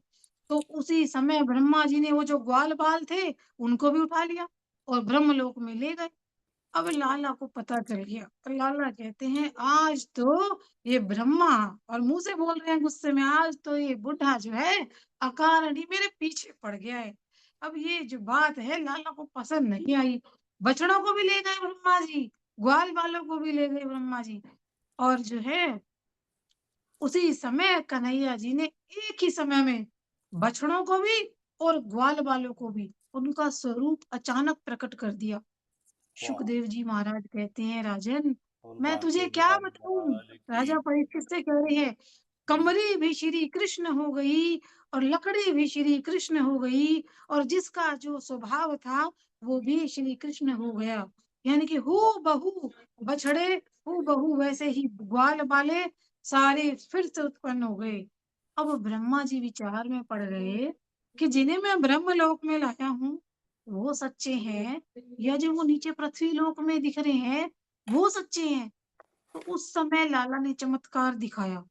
अब उन्होंने ब्रह्मा जी का स्वरूप धारण कर लिया और जाके उनकी गद्दी पे बैठ गए और ब्रह्मा जी के सेवकों को कहा, अब मैं जो है अंदर आराम कर रहा हूँ, और आजकल एक भूत जैसा नकली ब्रह्मा है वो अभी आएगा और आधे घंटे बाद आएगा, और तुम जो है उसे बिना पूछे ही मुझसे बाहर निकाल देना, बाहरी छड़ी से उसे रास्ता दिखा देना। और ब्रह्मा जो है विचार करते करते इधर गोकुल में देख रहे हैं और उधर ब्रह्मलोक में वापस जाते हैं। और वापस जाते हैं तो जो नौकर है उनको तो आज्ञा हुई थी, अंदर तो कन्हैया जो है बैठे हैं ब्रह्मा बने हुए, और वो तो ब्रह्मा जी को भगाने लग जाते हैं, मारने लगते हैं। तो अब जो है उन्होंने नौकरों से कहा, अरे तुम्हें कुछ होश है, तुम मेरे नौकर हो और मेरा ही अपमान कर रहे हो, अरे मैं ब्रह्मलोक का राजा हूँ। नौकर कहते हैं, तुम किसके राजा, राजा तो अंदर बैठा है, वो तो आराम कर रहे हैं हमारे। और ब्रह्मा जी ने जैसे ही ध्यान लगाया और आंखें बंद की और देखा तो विश्वास हो गया कि मेरी गद्दी पे तो कृष्ण कन्हैया लाल जी विराजमान है। ये सब श्री कृष्ण जी की लीला है। वास्तव में वो देव नहीं, वो देवताओं के देवता हैं, परमात्मा है। आज ब्रह्मा जी को बड़ा पश्चाताप होता है, मैंने भूल की है, मैंने परमात्मा का अपमान किया है, क्या अब मैं उनके पास जाके क्षमा मांगू। और ब्रह्मा जी जिस समय क्षमा मांगने गए उस समय इतने सारे जो बछड़े थे, जो ग्वाल बाल थे, वो श्री कृष्ण का जो स्वरूप था वो एक क्षण में ही अंतर ध्यान हो गया। अकेले श्री कृष्ण रह गए और ऐसा नाटक किया। अब कन्हैया ऐसा नाटक कर रहे हैं ब्रह्मा जी के सामने जैसे उन्हें डर लग रहा है, रोते जा रहे हैं और बछड़ों और मित्रों को ऐसे ढूंढ रहे हैं। अब नाटक कर रहे हैं कि मैं तो ढूंढ रहा हूँ, और कहती है, हे मधुमंगल, हे मनसुखा, कहाँ चले गए, हे श्री रामा मुझे छोड़ के कहाँ चले गए, मुझे तो बड़ा डर लग रहा है। और उधर सामने ब्रह्मा जी हाथ जोड़ के खड़े हैं और कह रहे हैं, महाराज तुम्हारे जैसा नाटक करना किसी को नहीं आए, जैसा नाटक तुम करते हो, और मैं तो तुम्हारे चरणों में पड़ के क्षमा मांगता हूँ, मुझे अपना आप ऐसा स्वरूप दिखा रहे हैं। तो ब्रह्मा जी ने निश्चय किया कि श्री कृष्ण भले ही रोएं, ये तो परमात्मा है। और ब्रह्मा जी को ये विश्वास हो गया और हंस पर विराजे हुए ब्रह्मा जी नीचे उतरते हैं और कृष्ण कन्हैया लाल की जय कह के हाँ, उनके चरणों की वंदना करते हैं। अनंत कोटि ब्रह्मांड के नायक हैं श्री कृष्ण। उन्होंने ब्रह्मा जी को बताया कि तुम तो एक ही ब्रह्मांड के ब्रह्मा हो, ऐसे अनेकों ब्रह्मांड मेरे श्री अंग में निवास करते हैं। और इसीलिए जो है उन्होंने गले में गुंजा की माला धारण की हुई है। उनके मस्तक पर मोर पिच्छ का मुकुट है। और शुकदेव जी महाराज राजा परीक्षित को सावधान करते हुए कहते हैं कि जब संसार का चिंतन करोगे ना तो मन विषयों में उलझ जाता है, किंतु श्री कृष्ण जी की लीलाओं में ऐसी दिव्य शक्ति है कि कथा जब सुनते हैं तो अनायास ही मन इस संसार को भूल जाता है। ऐसी दिव्य शक्ति है उनकी लीलाओं में कि सांसारिक विषयों में फंसा हुआ मन इस संसार को भूल जाता है। और यही इस श्री कृष्ण लीला का रहस्य है। अमृत है ये लीला। और प्रभु जी ने ऐसे ब्रह्मा जी का मोह दूर कर दिया और ब्रह्मा जी बालकों को और बछड़ों को ब्रह्मलोक से धरती पे ले आए। अब ये सारे ऐसे उठे जैसे ऊँघते से हैं, जैसे नींद से जागते से हैं, ऊँघते हुए से उठे हैं। पूरा 1 साल का समय बीत गया और उन्हें ऐसा लगता है कि जैसे अघासुर का वध तो मानो आज ही हुआ हो। हाँ। इसीलिए 1 साल के बाद वो जब अपने घर पहुंचे तो वो बच्चे घर जाके अघासुर राक्षस की बात अपने माता-पिता को बताते हैं। और श्री कृष्ण जी का तो नियम था, कभी बछड़ों को लेके जा रहे हैं, कभी गायों को लेके जा रहे हैं। तो एक बार खूब सारी गायें इकट्ठा की और लेके पहुंच गए तालवन। वहां खेलते हैं। अब बालक कहते हैं लाला हमें फल खाना है। वो देखो वो राक्षस है ना धेनुकासुर, वो हमें मारता है। बलराम जी कहते हैं अरे अरे खाओ खाओ आराम से फल खाओ। और धेनुकासुर राक्षस जो है वो क्रोध से भरा हुआ आता है, पैर पकड़ पकड़ के ऐसे आता है मारने के लिए उन बच्चों को। और बलराम जी पकड़ते हैं उसके पैर धेनुकासुर राक्षस के और गोल गोल चक्कर ऐसे कटवाते हैं उसके पैरों को पकड़ के और धेनुकासुर को मार देते हैं। आज बलराम जी ने इतने बड़े राक्षस को मारा है। तो अब लाला जी आते हैं तो आते समय सोच रहे हैं जब घर वापस जा रहे हैं शाम को कि कल मुझे कालिया नाग की खबर लेनी है। और वो कालिया नाग के जाति भाई है। अब यशोदा जी के पूछने पे बताते हैं, लाला ने बताया माँ ये जो मेरे बड़े भाई है ना आज बलराम जी ये आज गधा मार कर आए हैं। अब ये बात बलराम जी को बहुत बुरी लगी। अच्छा कल तेरे साथ नहीं जाऊंगा, गधा मार के आए हैं, इतना बड़ा राक्षस मारा है मैंने, कल नहीं जाऊंगा तुम्हारे साथ। अब दूसरे दिन बलराम जी को बड़ा गुस्सा आया हुआ था, तो वो तो घर रह गए।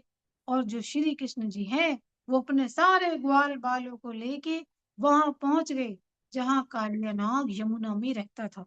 सारे गेंद खेल रहे हैं।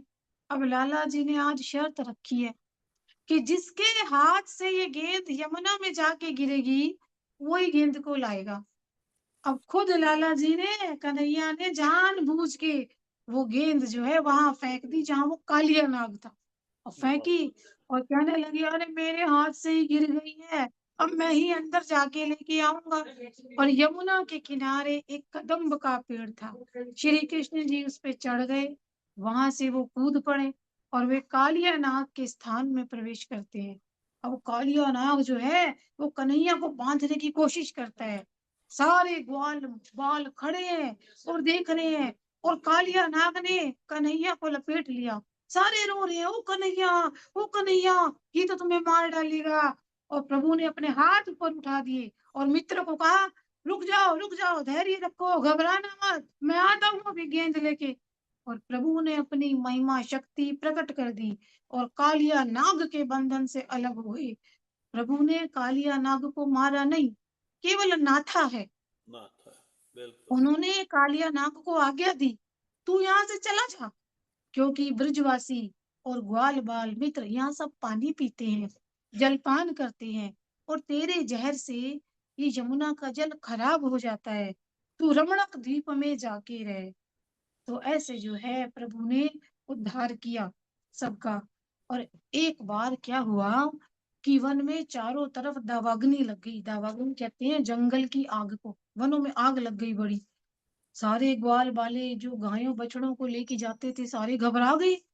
अब लाला ने कहा आंखें बंद कर लो सारे, आग लगी हुई है सामने, सारे आंखें बंद कर लो। और उस समय कन्हैया ने इतना विराट स्वरूप अपना बनाया, जितनी भी वो जंगल में आग लगी हुई थी दावाग्नि, वो सारी पी ली, ओहो। सारी पी ली। तो ये सुखदेव जी महाराज समझा रहे हैं कि जब जब ये दावाग्नि तुम्हें जलाने आए, तब तब आंखें बंद करो, जगत का संबंध छोड़ दो और परमात्मा के साथ संबंध जोड़ दो। यदि अगर जीव का जो ये संसार का संबंध जीव छोड़ देगा और परमात्मा के सिमरन में लीन हो जाएगा, तो ये संसार रूपी दावाग्नि से बच सकता है।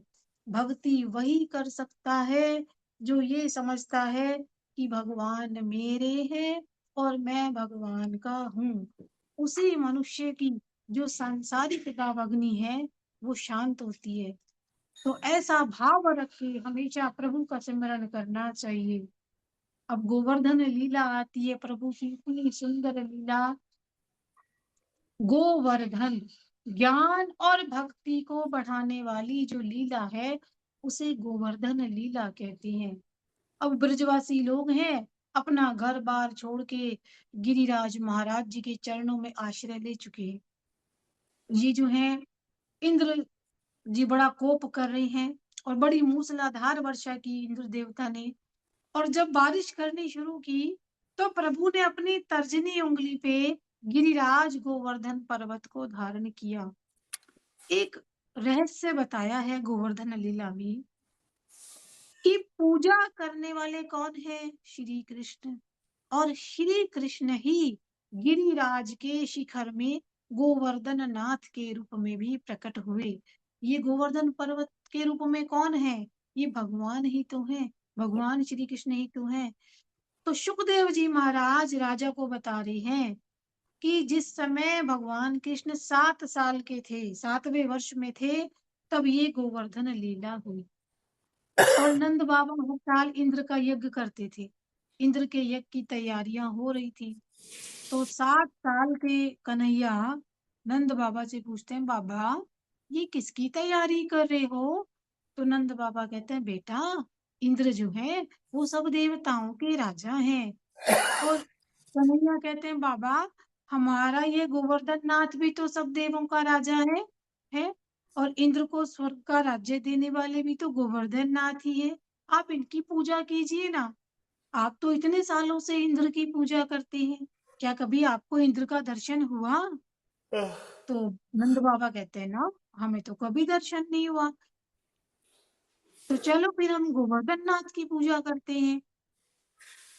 नंद बाबा कहते हैं कि पूजा तो हम करें, हमें कोई विधि भी तो नहीं पता हम कैसे करें और कैसे करें पूजा।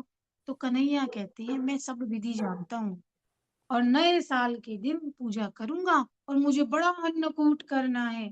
और ब्रजवासियों ने बड़ी पवित्रता से इतनी सुंदर सामग्री तैयार की और नए वर्ष के दिन सारे जो है गिरिराज महाराज जी के चरणों में आ गए। गोवर्धन पूजा शुरू हुई तो कन्हैया ने कहा पहले गणपति महाराज जी की पूजा करनी होगी। सब गणपति जी की पूजा करते हैं, पूजे वाचन हुआ, ब्राह्मण वेद मंत्र बोलते हैं और संकीर्तन होता है और गोवर्धन नाथ पर दूध से अभिषेक करते हैं। श्री यमुना जी जो है वो गिरिराज जी से दूर है, गोवर्धन पर्वत से। तो जो बग्वाल बाल है वो यमुना जी का जल लेके आते हैं। और गिरिराज गोवर्धन पर्वत जो है वो बहुत बड़े हैं, तो बालक बड़े थक जाते हैं।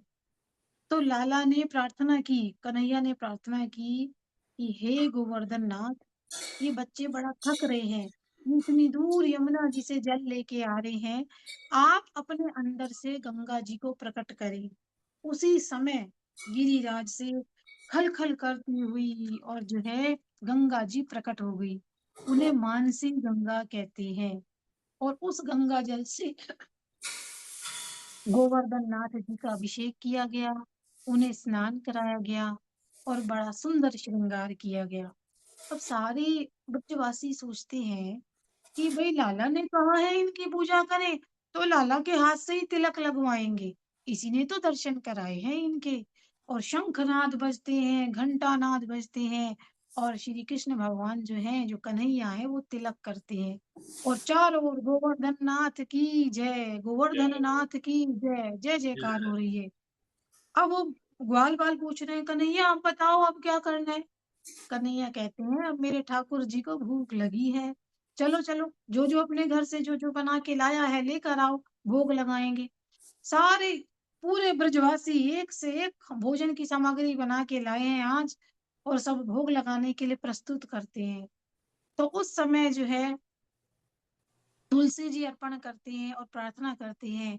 सब कह रहे हैं कि हे गोवर्धन नाथ, हम सबकी भावना ये है कि आप भोजन ग्रहण कीजिए और हम आपका दर्शन करें। अब लाला जो है उन्होंने मजाक किया, कन्हैया ने।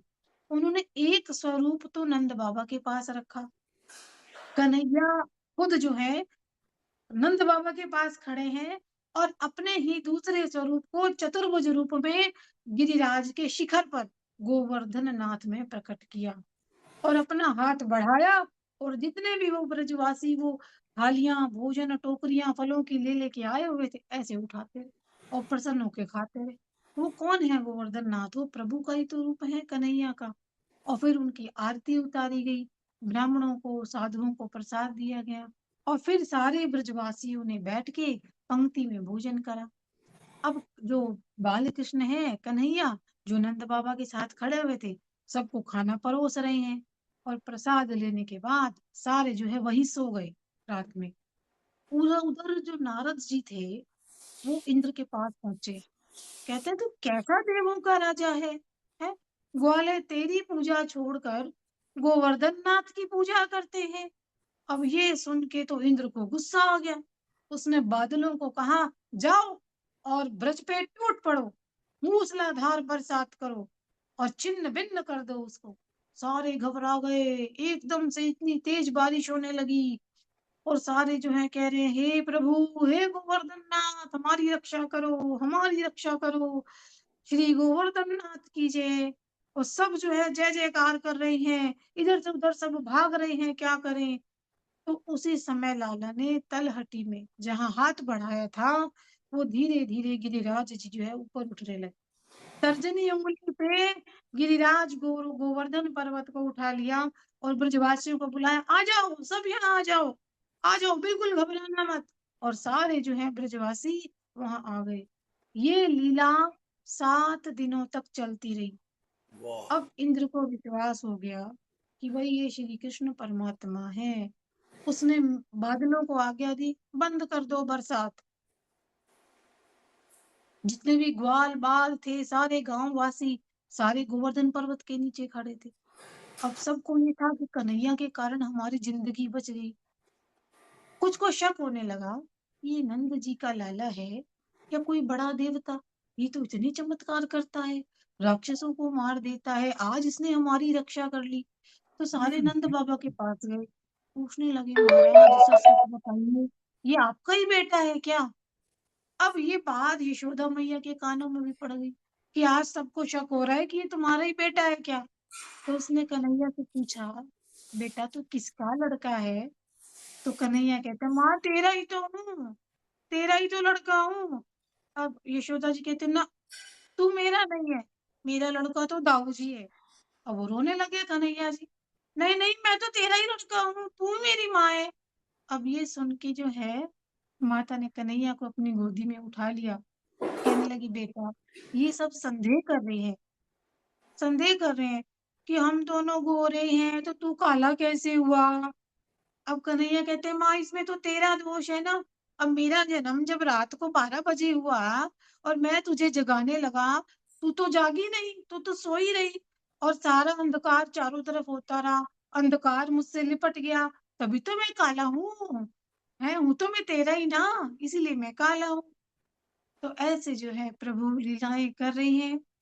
और प्रभु ने गोपियों से ये कहा था कि गोपियों, ये तुम्हारा अंतिम जन्म है, मैं तुमसे शरद पूर्णिमा की रात को मिलूंगा।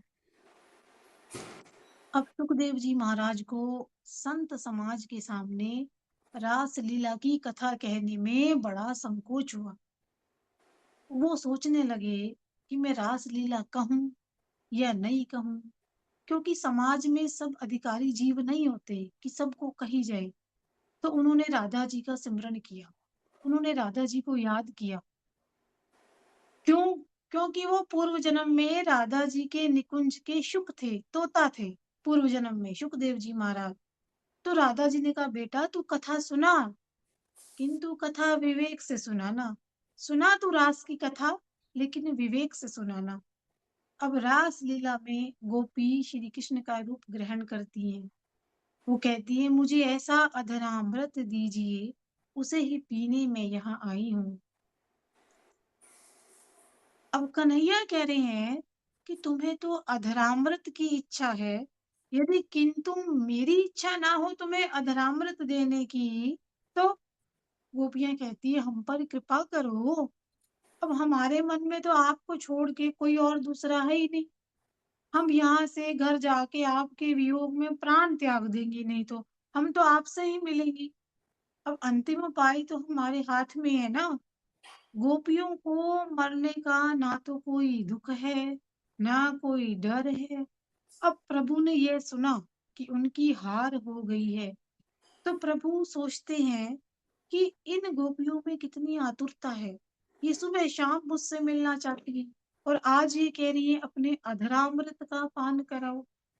तो मैं इनसे कैसे मिलूं कि मिलन क्रम में सबसे बारी बारी मिलन हो जाए। और अगर कोई एक भी छूट गई, वो तो अपने प्राण त्याग देगी, फिर क्या होगा। तो इसीलिए भगवान कृष्ण ने जितनी गोपियां थी उतने स्वरूप बनाए और हर एक को कहा कि आज मैं तेरे साथ हूँ। गोपियों के हाथों में भगवान आ गए हैं। आज भगवान को भी आनंद हो रहा है और रास हो रहा है, गोल घेरा बना हुआ है और गोपियां, हर गोपी भगवान कृष्ण के साथ है। सारे स्वरूप अलग अलग प्रकट हो रहे हैं और नृत्य चल रहा है। गोपियां नाच रही थी और उन्हें देख के कन्हैया भी ताल का अनुसरण करते हुए नाचना शुरू हो गए और ऐसे प्रभु ने गोपियों को परमानंद दिया। गोपियां कृतार्थ हो गई और ये रास लीला इस प्रकार चलती है। और उसके बाद प्रभु ने कैसे शंखचूड़ राक्षस और सुदर्शन विद्याधर को सदगति दी, इसकी कथा आती है। युगल गीत आता है। युगल गीत में गोपियां परमात्मा के स्वरूप का वर्णन करती हैं, उनकी एक एक लीला का वर्णन करती हैं। यदि तुम्हें अपना मन शुद्ध और शांत रखना हो तो संसार का वर्णन छोड़ दो। संसार का वर्णन छोड़ने का अर्थ है कि जब दो लोग साथ में खड़े होते हैं तो आस पड़ोस की या किसी की बातें कर रहे होते हैं, नहीं कर रहे हैं किसी की बात, उनका वर्णन छोड़ दो। संसार में जो कुछ है वो अपनी जगह ठीक है, वो वर्णन करने योग्य नहीं है, वो एक दूसरे को बताने योग्य नहीं है। वर्णन करना है तो परमात्मा का करो। तो प्रभु ने अनेक राक्षसों का उद्धार किया और सुखदेव जी महाराज कहते हैं, राजन एक बार नारद जी जो है राजा कंस से मिलने गए और उनसे कहा, भाई मुझे अभी जो खबर मिली है मैं तुम्हें बताने आया हूँ। कंस कहते हैं, बताओ। ये जो गोकुल में कन्हैया कन्हैया हो रही है ना, जिसको कन्हैया कन्हैया कहा जा रहा है, वो उनका पुत्र नहीं है नंद बाबा का। नंद बाबा की गोकुल में जो कह रहे हैं लोग, वो तो उसी वसुदेव का पुत्र है। वो देवकी की 8वीं संतान है और वो तुम्हारा काल है। अब कंस कहने लगा, ये मुझे तो पहले किसने ही शंका हो रही थी, ये किसने मुझे तो बताया? पहले ही शंका हो रही थी। ये कौन लेके आया खबर है? आनंद नारद जी।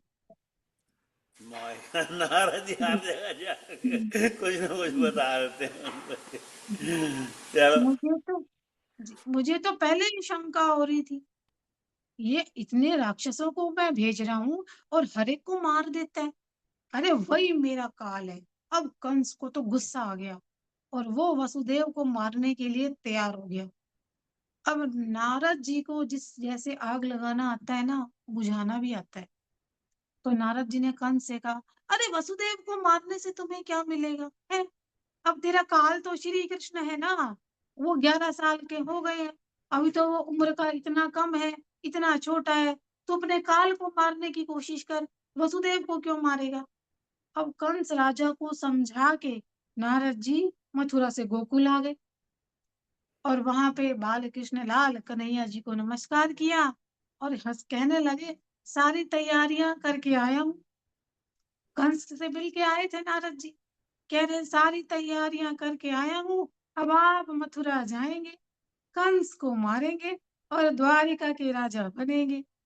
अब इधर कंस तो घबरा गया था बड़ा, उसने तो फिर वसुदेव और देवकी को बेड़ियों में जकड़ लिया और सोचने लगा कैसे मारूं श्री कृष्ण को। तो उस समय कंस से मिलने के लिए बड़े बड़े पहलवान आए हुए थे। पहलवानों ने समझाया कंस को, अरे घबराना नहीं, हम है ना, हम कुश्ती लड़ेंगे, अरे मिट्टी बना देंगे मिट्टी, और आपका तो नाम भी नहीं होगा, कहना कन्हैया से बाल कृष्ण से हमसे युद्ध करे, हमसे कुश्ती लड़े। अब जो कंस के पुरोहित थे वो भी आ गए। वो कहते हैं, पुरोहित ऐसा है, 5 दिन का एक यज्ञ है, अगर वो ठीक तरह से पूरा हो जाए तो यजमान का शत्रु मर सकता है और यजमान की आयु बढ़ सकती है, और अगर यज्ञ में कोई विघ्न आ जाए और अधूरा रह जाए तो यजमान का नाश हो जाता है। अब कंस को ये उपाय ठीक लगा, ठीक है भाई यज्ञ करो। कंस ने आदेश दे दिया कि यज्ञ करा जाए 5 दिन का। अब वो सोचता है कंस कि मैं इस यज्ञ के दर्शन के लिए अब नंद बाबा को बुलाऊंगा, नंद बाबा को जो है मैं आमंत्रण दूंगा। अब नंद बाबा कृष्ण को लेके मथुरा आएंगे। वो ये भी कह देते हैं, कंस आदेश दे देता है कि नंद बाबा आओ, और कंस को जो है ये कह देता है कि आप कन्हैया को लेके आना। और उसके बाद ये सोच रहा है कंस, जब नंद बाबा कन्हैया को लेके आएंगे तो ये जो हाथी खड़े हैं ना, कुश्ती भी कराऊंगा, हाथियों से भी युद्ध कराऊंगा और हाथियों को मदिरा पान करा दूंगा, है, और उस कृष्ण के सामने छोड़ दूंगा, और हाथी तो पैर के नीचे कुचल देंगे उसको। अब बचेगा थोड़ा बहुत, बच भी गया तो मेरे पहलवान मार देंगे। ये कंस सारा षड्यंत्र रचता है। और ऐसा विचार के अक्रूर के घर जाता है कंस, कहता है अक्रूर से कंस कि कल अक्रूर तुम मेरा रथ लेके नंद बाबा के यहाँ आमंत्रण देने जाना कि पुत्रों सहित मैं यज्ञ करा रहा हूँ और मेरे यहाँ अवश्य पधारे। अब कंस जो है जो षड्यंत्र उसने रचा है वो पूछता है कि अक्रूर कि ठीक है मैं आमंत्रण तो दे दूंगा, लेकिन आपको क्या लगता है, आपने जो सोचा है, जो षड्यंत्र आपने रचा है वो पूरा हो जाएगा? कि विचार तो आपने कर लिया, ये विचार करना तो मनुष्य के हाथ की बात है, किंतु भाग्य में होने पर और परमात्मा की कृपा प्राप्त होने पर ही ये मनुष्य का विचार सफल होता है। और श्री कृष्ण जो है वो कंस के काल है। अब कंस को तो जीने की इतनी प्रबल इच्छा थी, लेकिन देखो ना, यज्ञ करा रहा है और खुद ही बुला रहा है, अपने आप ही अपने काल को अपने पास बुलाता है कंस। तो अक्रूर कहते हैं, ठीक है राजा, जैसी तुम्हारी इच्छा है, मैं नंद बाबा के यहाँ जाऊंगा। और ये सुन के कंस अपने घर चला गया, अपने महल में। और अक्रूर जी को सारी रात नींद नहीं आई। वो सुबह उठे जल्दी जल्दी और अक्रूर जी ने स्नान किया और जो नित्य कर्म थे उनसे निवृत्त होके मथुरा से गोकुल की तरफ चल पड़े। और सारे जो ग्वाल बाल वहां घूम रहे थे सारे दौड़ते हुए, अरे उन्हें तो मथुरा जाना है। और दौड़ते दौड़ते पहली खबर पता लग जाती है ना गांव में, जैसे ही कोई एंटर होता है तो सारे नंद बाबा के पास पहुंच गए और कहते हैं, अरे बाबा हमें भी साथ लेके चलो ना, मथुरा जा रहे हो, हमें भी साथ लेके चलो ना। तो नंद बाबा ने कहा, भाई जब अपने माता पिता से पूछा हो तभी तो जाओगे हमारे साथ। और जो है कुछ ग्वाल बालों को जो है कन्हैया के साथ वो भेजते हैं, कहते हैं चलो तुम कन्हैया के साथ रहना, लाला तो बड़ा कोमल है ना। मथुरा जाने की तैयारियां होने लगी, सारे आनंद में मग्न है, मथुरा जाना है, मथुरा जाना है। लेकिन एक यशोदा मैया बड़ी व्याकुल है। वो नंद बाबा से पूछती है, क्या आप मेरे लाला को भी अपने साथ लेके जाओगे मथुरा? नंद बाबा कहते हैं, हाँ, जाना तो है कल मथुरा। तू देखती नहीं, कंस ने रथ भेजा है, नहीं जाऊंगा और कन्हैया को नहीं लेके जाऊंगा तो अपमान मानेगा, और पता ही है तुझे कितना कपटी है वो, है। तो माँ कहती है, मैं नहीं भेजूंगी लाला को। अब कन्हैया हट करेगा तो मैं उसे भी नहीं भेजूंगी।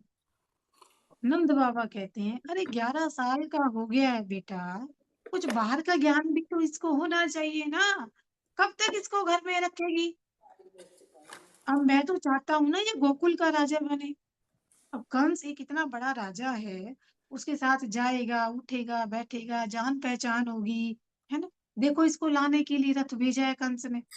अब इसे नहीं भेजूंगा तो वो कितना बुरा मानेगा, है, और दुश्मनी करेगा। तो सुबह हो गई और यशोदा मैया ने आज कान्हा जी का श्रृंगार किया, और श्रृंगार करते करते रो रही है माँ। माँ का प्रेम देख के आज लैला की भी आंखों में आंसू आ गए। उन्होंने कहा, माँ, तुझे रोती देख के तो मुझे दुख होता है। अब माँ ने अपने दुख को दबा लिया। अक्रूर जी रथ तैयार करके खड़े हैं, आंगन में ले आए।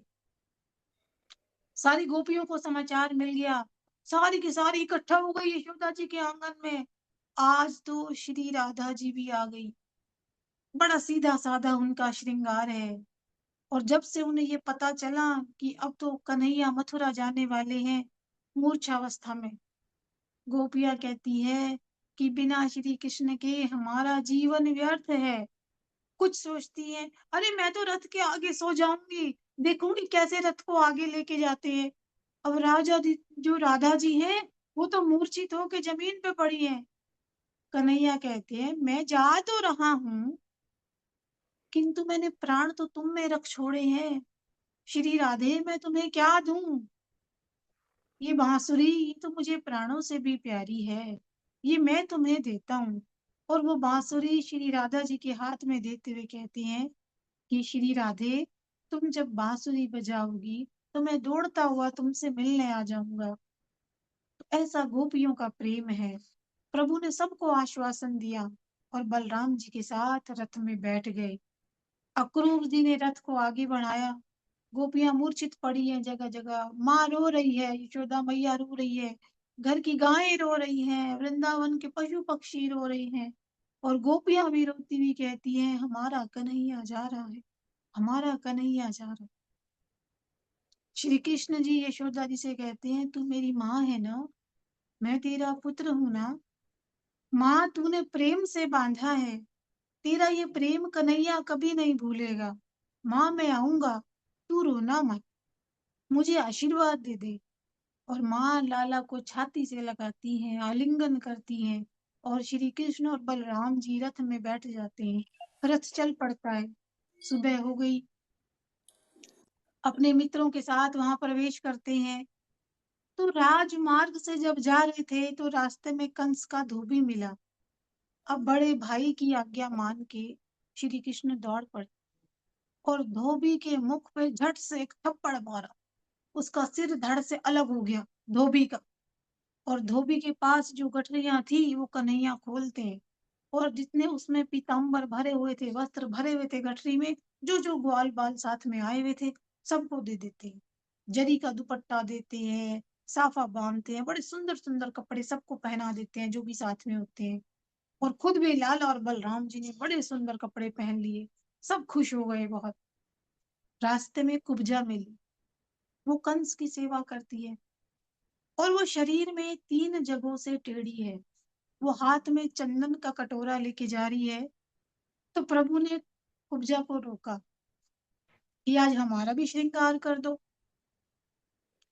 कुब्जा के पैर पे अपना पैर रखा और उसकी ठोड़ी पकड़कर ऐसे मुंह पर किया कुब्जा का, उसके तीनों अंग सीधे हो गए।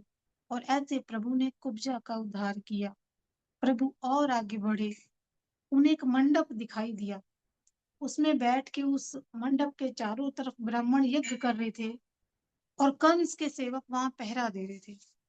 अब श्री कृष्ण जी का स्वरूप इतना मंगलमय है, कि सारे ऐसे मुड़ के वो ब्राह्मण देखते ही रह गए कि कौन आ गया। जैसे ही प्रभु ने मंडप में प्रवेश किया, यज्ञ का धनुष उठाया, उसे तड़-तड़ करते हुए तोड़ दिया। सारी खबर महल में कंस को मिल गई। कंस ने तुरंत सभा बुलाई और चाणूर को इशारा किया कि चाणूर चलो, लड़ो। और चाणूर ने कन्हैया जी का हाथ पकड़ा और खींचा। क्रोध आ गया लाला जी को और बलराम जी भी दौड़ते हुए अखाड़े में कूद गए और एक अखाड़े में दो दो कुश्तियां होने लगी। और चाणूर के साथ श्री कृष्ण जी की और मुस्टिक के साथ बलभद्र जी की, बलराम जी की। और नंद बाबा तो घबरा गए। उन्होंने तो हनुमान जी की मन्नतें मांगनी शुरू कर दी। हे हनुमान जी महाराज, मैं आपकी वंदना करता हूँ। जय जय जय हनुमान गोसाई, कृपा करो गुरुदेव की नाई। हे हनुमान जी, मेरे लाला को शक्ति देना। और श्री कृष्ण जी ने चाणूर की दोनों कलाइयां पकड़ ली और चारों तरफ से फिरा के ऐसा पटका चाणूर को कि उसकी मृत्यु हो गई। और तब श्री कृष्ण वहां से कंस की ओर दौड़ पड़े और श्री कृष्ण ने उसे चारों ओर पछाड़ा, से मर गया। और कंस को भी ऐसे ही कन्हैया जी ने मार गिराया और प्रभु ने कंस राजा को सदगति दी। उन्होंने कंस को मारा नहीं, उसको तार दिया। तो कंस के मरने पे सारे जो भी वहां बच्चे थे, ग्वाल वाले, सब कृष्ण कन्हैया लाल की जय ऐसे अच्छा। कह के जय जयकार करने लगे। कृष्ण कन्हैया लाल की जय। सब बड़े खुश हो गए। और उसके बाद प्रजा ने बड़ा सुंदर हाथी सजाया, उस पे श्री कृष्ण बलराम जी को बिठाया और यादवों ने अपना जुलूस निकाला, पूरी शोभा यात्रा निकली। पूरी कथा कर रहे हैं बिच्चू ना बोलने जो प्रभु श्री कृष्ण है, कन्हैया है, उन्होंने जो अपनी विद्या प्राप्त की थी वो संदीपनी मुनि के आश्रम में की थी। और हाँ वहीं पे उसी आश्रम में उनकी मित्रता सुदामा से हुई थी, जिसके श्वास से वेदों की रचना हुई है। उसे पढ़ने की क्या जरूरत थी? क्या जरूरत थी भगवान कृष्ण जी को संदीपनी मुनि के आश्रम में जाने की?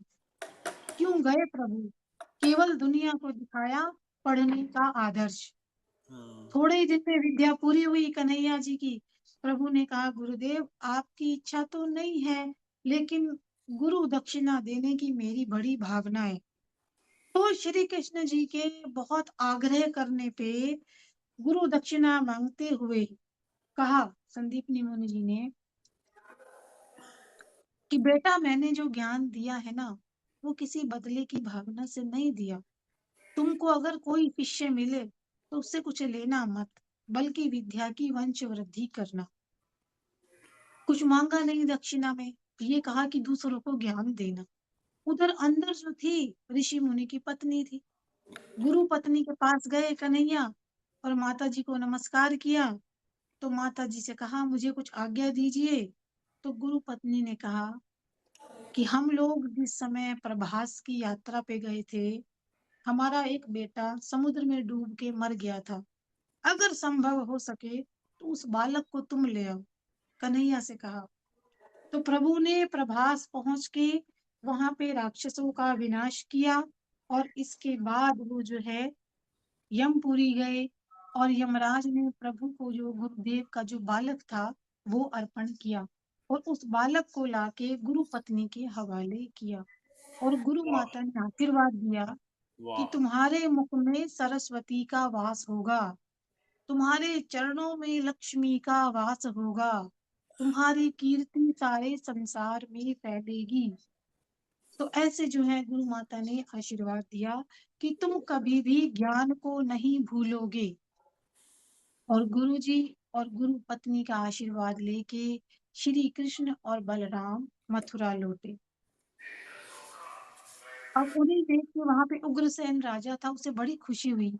उन्होंने अपनी सारी संपत्ति श्री कृष्ण जी को दे दी। अब श्री कृष्ण कन्हैया मथुरा के राजा बन गए। इतनी संपत्ति मिलने पे भी श्री कृष्ण ब्रजवासियों के प्रेम को नहीं भूले। उन्होंने उद्धव जी को गोकुल में भेजा और उद्धव जी गोकुल में गोपियों का गुरु बनने के लिए और उनको समझाने के लिए आए थे उद्धव जी, और गोपियों का प्रेम देखने के बाद पानी पानी हो गए। उद्धव जी ये समझाने लगे गोपियों को कि तुम निराकार ब्रह्म का ध्यान करो। गोपियों ने कहा हमें ना सगुण पता है, हमें ना निर्गुण पता है, हम तो इतना ही जानती हैं कि जब मैं प्रेम से श्री कृष्ण बोलती हूँ तो मेरी आंखों के सामने और हम सबकी आंखों के सामने श्री कृष्ण हमें दिखाई देते हैं। उद्धव जी राधा जी का दर्शन करने जाते हैं, राधा जी से कहते हैं प्रभु जी तुम्हें भूले नहीं हैं, वे तुम्हें याद करते हैं। इस समय वो मथुरा में है, फिर भी तुमको याद करते हैं। राधा जी कहती हैं उद्धव तूने 4 वेद 6 शास्त्र पढ़े, तब भी तो कुछ नहीं जाना, तू तो कोहरा का कोहरा ही रहा। मुझे तो चारों ओर ही श्री कृष्ण दिखाई पड़ते हैं। श्री राधा जी ने हाथ में बांसुरी ले ली और बांसुरी के अंदर से राधे गोविंद की ध्वनि निकल रही है। गोपियों ने नृत्य शुरू कर दिया और उद्धव जी को इस दिव्य लीला को देखने का आनंद हुआ। एक एक गोपी के साथ एक एक श्री कृष्ण दिखाई पड़ रहे हैं और वाह। उद्धव जी को अब विश्वास हो गया कि भक्ति से ही ज्ञान परिपूर्ण बनता है। भक्ति प्रेम से विहीन ज्ञान बेकार है, शुष्क है। और उद्धव जी सोच रहे हैं कि मैं मथुरा में चल के श्री कृष्ण जी को उलाहना दूंगा, है आपने गोपियों का प्रेम ठुकराया है। और वे वहां पहुंचते हैं और श्री कृष्ण जी का चरण वंदन करते हैं और श्री कृष्ण उद्धव के मस्तक पे अपना हाथ रखते हैं और अपनी एक एक लीला का दर्शन वो उद्धव जी को करवाते हैं। कहते हैं मैं तो ब्रज छोड़ के कहीं नहीं गया हूँ, मैं तो नित्य ही उनके साथ रहता हूँ। और ये लीला प्रेम भक्ति का आदर्श है। इसके बाद कन्हैया जी ने श्री कृष्ण जी ने अक्रूर को हस्तिनापुर भेजा, क्योंकि उनके कानों में ये बात पहुंच गई थी कि पांडवों को लाक्षागृह में जलाया जा रहा है। ये समाचार श्री कृष्ण जी को पता चल गया था, तो उसका ठीक पता लगाने के लिए वो हस्तिनापुर गए। उन्होंने धृतराष्ट्र को उपदेश दिया कि तुम दुर्योधन के लिए पक्षपात करते हो, पाप करते हो, तुमको दंड भोगना पड़ेगा। दुर्योधन तुम्हारा साथ नहीं देगा, तुम आधा राज्य पांडवों को दे दो। अक्रूर जी धृतराष्ट्र को समझा के हस्तिनापुर से वापिस मथुरा आ गए और उन्होंने भगवान से निवेदन किया कि भाई वो नहीं समझता, उसे तो मार पड़ने पे ही बुद्धि आएगी। मैंने उसे बड़ी कोशिश की समझाने की, लेकिन उसने ध्यान ही नहीं दिया। तो इस प्रकार श्रीमद् भागवत का ये 10वां स्कंद यहाँ समाप्त होता है। इति दशम स्कंद समाप्त है। और गोपियां ये गीत गा रही हैं, अखियां हरि दर्शन की प्यासी, अखियां हरि दर्शन की प्यासी, देखो चाहत कमल नयन को, देखो चाहत कमल नयन को, निश दिन रहत उदासी, अखियां हरि दर्शन की प्यासी, केसर तिलक मोतिन की माला, वृंदावन के वासी, अखियां हरि दर्शन की प्यासी, नेह लगाए त्यागी गए तृण सम, डारी गए गल फांसी, अखियां हरि दर्शन की प्यासी, काहू के मन की को जानत, काहू के मन की को जानत, लोगन के मन हासी, अखियां हरि दर्शन की प्यासी, अखियां हरि दर्शन की प्यासी। बोल कृष्ण कन्हैया लाल की, लाल की जय। राधे राधे सरकार की जय। जय। की भी जय, वृंदावन वासियों की जय, श्रीमद् भागवत पुराण की जय, और हमारी बहन रोजी की भी जय। अभी कमाल है, 1.5 घंटा बहुत सुंदर। नॉन बहुत स्टॉप। धन्यवाद दीदी, बहुत सुंदर। बहुत सुंदर आनंद आ गया। थोड़ा आशीष कर लो। कमाल करके, कमाल भागवत कमाल, जय जयकार। भगवान की आरती, पापियों को पाप से है तारती। श्री भागवत भगवान की है आरती, पापियों को पाप से है तारती। ये अमर ग्रंथ, ये मुक्ति पंथ, पंचम वेद निराला, नव ज्योति जगाने वाला। हरि नाम यही, यही जग के मंगल की आरती। पापियों को पाप से है तारती, श्री भागवत भगवान की है आरती, पापियों को पाप से है तारती। ये शांति गीत पावन पुनीत श्री मधुसूदन की आरती, पापियों को पाप से है तारती, पापियों को पाप से है तारती। जय कृष्ण कन्हैया लाल की, जय भागवत जय बहुत सुंदर, राधे बहुत रानी सरकार की की जय। जय। जय बापू, जय विष्णु बापू, जय बापू। बहुत अच्छा जय। सुनाया जी। आज ਦਾ ਪਾਠ ਸੁਣਿਆ ਤੁਹਾਡਾ, ਬਹੁਤ ਅੱਛਾ। ਜੈ ਬਾਪੂ ਦੀ ਸਾਧਨਾ। बड़ी देर से जुड़े हुए हैं, संगीत जब की से जय शुरू हुआ। बापू जी। ਬਹੁਤ ਜੈ ਬਾਪੂ ਦੀ ਜੀ। ਸਾਰਿਆਂ ਨੂੰ ਬਹੁਤ ਆਨੰਦ ਆਇਆ, ਬਹੁਤ हाँ, ਸੁਣਿਆ ਮੈਂ ਤੇ। वीडियो ऑन कर सर, मैं थोड़ी जी मैनू करनी पई सी ਤੁਹਾਡੀ ਵੀਡੀਓ ਕੋਈ ऑफ ਕੋਈ ਗੱਲ ਨਹੀਂ। बड़े दिनों बाद दिखे। सब ठीक है? ਸਭ ਸ਼ੁਕਰ ਹੈ ਜੀ। ਤੁਸੀਂ ਸੁਣਾਓ ਸਰ? ਸਭ थैंक यू। ਸ਼ੁਕਰ ਹੈ। बिल्कुल तुम देख के और भी शुक्र वध गया। ਵਾਹ ਜੀ ਵਾਹ, ਥੈਂਕ ਯੂ ਜੀ। ਸਾਨੂੰ ਵੀ ਬਹੁਤ ਖੁਸ਼ੀ ਹੋਈ ਦੇਖ ਕੇ। सुंदर थैंक यू है। जी। ਬਹੁਤ ਅੱਛਾ ਸੁਣਾਇਆ ਜੀ ਉਹਨਾਂ ਨੇ ਪਾਠ, ਸਾਰਾ ਸੁਣਿਆ। तो ये वृंदावन से इसका तो खास प्रेम है भी हमारे भाई साहब का, ये और कुलदीप भाई साहब, चांद दीदी के बड़े भाई, और ये दोनों वहाँ जमीन संभालने गए थे वहाँ पे वृंदावन में। हमने लिया था, जमुना के किनारे ही था हमारा सारा ये जो नहीं, रिकॉर्डिंग सुनो, तुम दोबारा रिकॉर्डिंग सुनो जी। हाँ जी हाँ सारियां। जी। नहीं बहुत अच्छा लग्या जी, बहुत अच्छा जी। कोटि ब्रह्मांड के इन्होंने ने अधिपति 5 दिन पहले ही सुनाया, वो सारी रिकॉर्डिंग आ जाऊगी ਤੁਹਾਡੇ ਕੋਲ। हाँ जी। Thank you sir Nagpal ji, thank you जी। हाँ, वो ਆਪਾਂ मैं फैमिली वाले ग्रुप ਦੇ ਵਿੱਚ ਨਾ WhatsApp ਦੇ ਵਿੱਚ ਮੈਂ ਪਾਉਂਦਾ ਹੁੰਦਾ, ਕਿਉਂਕਿ ਇਹ ਜ਼ਰੂਰੀ ਮੈਂ ਕਿਹਾ ਸਾਰੇ ਸੁਣ ਲੈਣ। ਠੀਕ ਹੈ, ਉਹ ਦੇਖ ਲੈਣ। हाँ जी। थैंक यू रोजी, ये धन्यवाद प्रोफेसर रोजी। रोजी अरोड़ा हैगी है सहारनपुर तो। परमात्मा आपको ऐसे ही हाँ, बहुत इतनी वो दे, सुंदर, हिम्मत दे, वाणी में और इतना अच्छा तरीके कृपा से करे। पूरा। इन्हीं सारा नक्शा इन्हीं सामने आ वीडियो गया। कंटिन्यू बोलना 1.5 घंटा, हाँ, गला भी सूख जाता है, पर बड़े प्रेम से अविरल सुनाती है। ये मैं ਇਹਨਾਂ परमात्मा ਨੂੰ की ਦੱਸਦਾ बहुत ਜੀ, ਇਹ बहुत ਕੋਈ कृपा है। दैवी शक्ति है ਜਿਹੜੀ ਇਹਨਾਂ ਨੂੰ ਇਹਨਾਂ ਬੋਲਵਾਉਂਦੀ है। मिठास भी बहुत हाँ है आवाज में ना, बहुत ज्यादा बहुत जी, सुंदर, बहुत बहुत अच्छा मीठा, बोलते। बहुत अच्छा, सुंदर। और जैसा रोजी हो जी के भी वैसे वो चरणों में करना। प्रणाम है। हाँ बापू भाई जी उन्हें भेज बहुत उनके देना सुंदर चरणों में संगीत सुनती है प्रणाम है। भजन। बापू की शक्ति है। और देखो ये कितनी सुंदर बात आज कही कि मुक्ति का आनंद मृत्यु से पहले ही दिलवा रहे हैं भगवान कृष्ण। कमाल की बात की है, गोपियों को मृत्यु से पहले मुक्ति का आनंद दिलवा रहे हैं।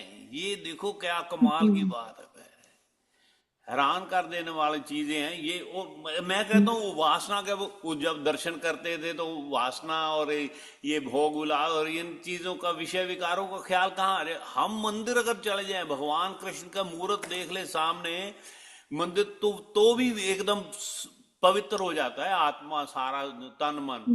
तो वो तो साक्षात भगवान को देख रही थी, ये भी सोचने वाली बात है ना। इसलिए इसलिए ख्याल दूसरे की तरफ जाता ही नहीं है, सिर्फ प्रेम प्रेम ही प्रेम है।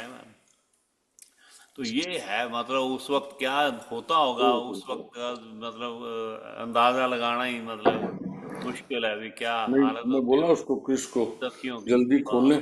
जय हो। चलो, ऐसे हैं दीनदयाल, सारे मिल के पढ़ते हैं, ठीक है। सबको फैमिली नमस्कार। भी होना चाहिए ना। ऐसे और हैं फैमिली के डाली वो क्रिस्टी दयाल जी मेरे सतगुरु।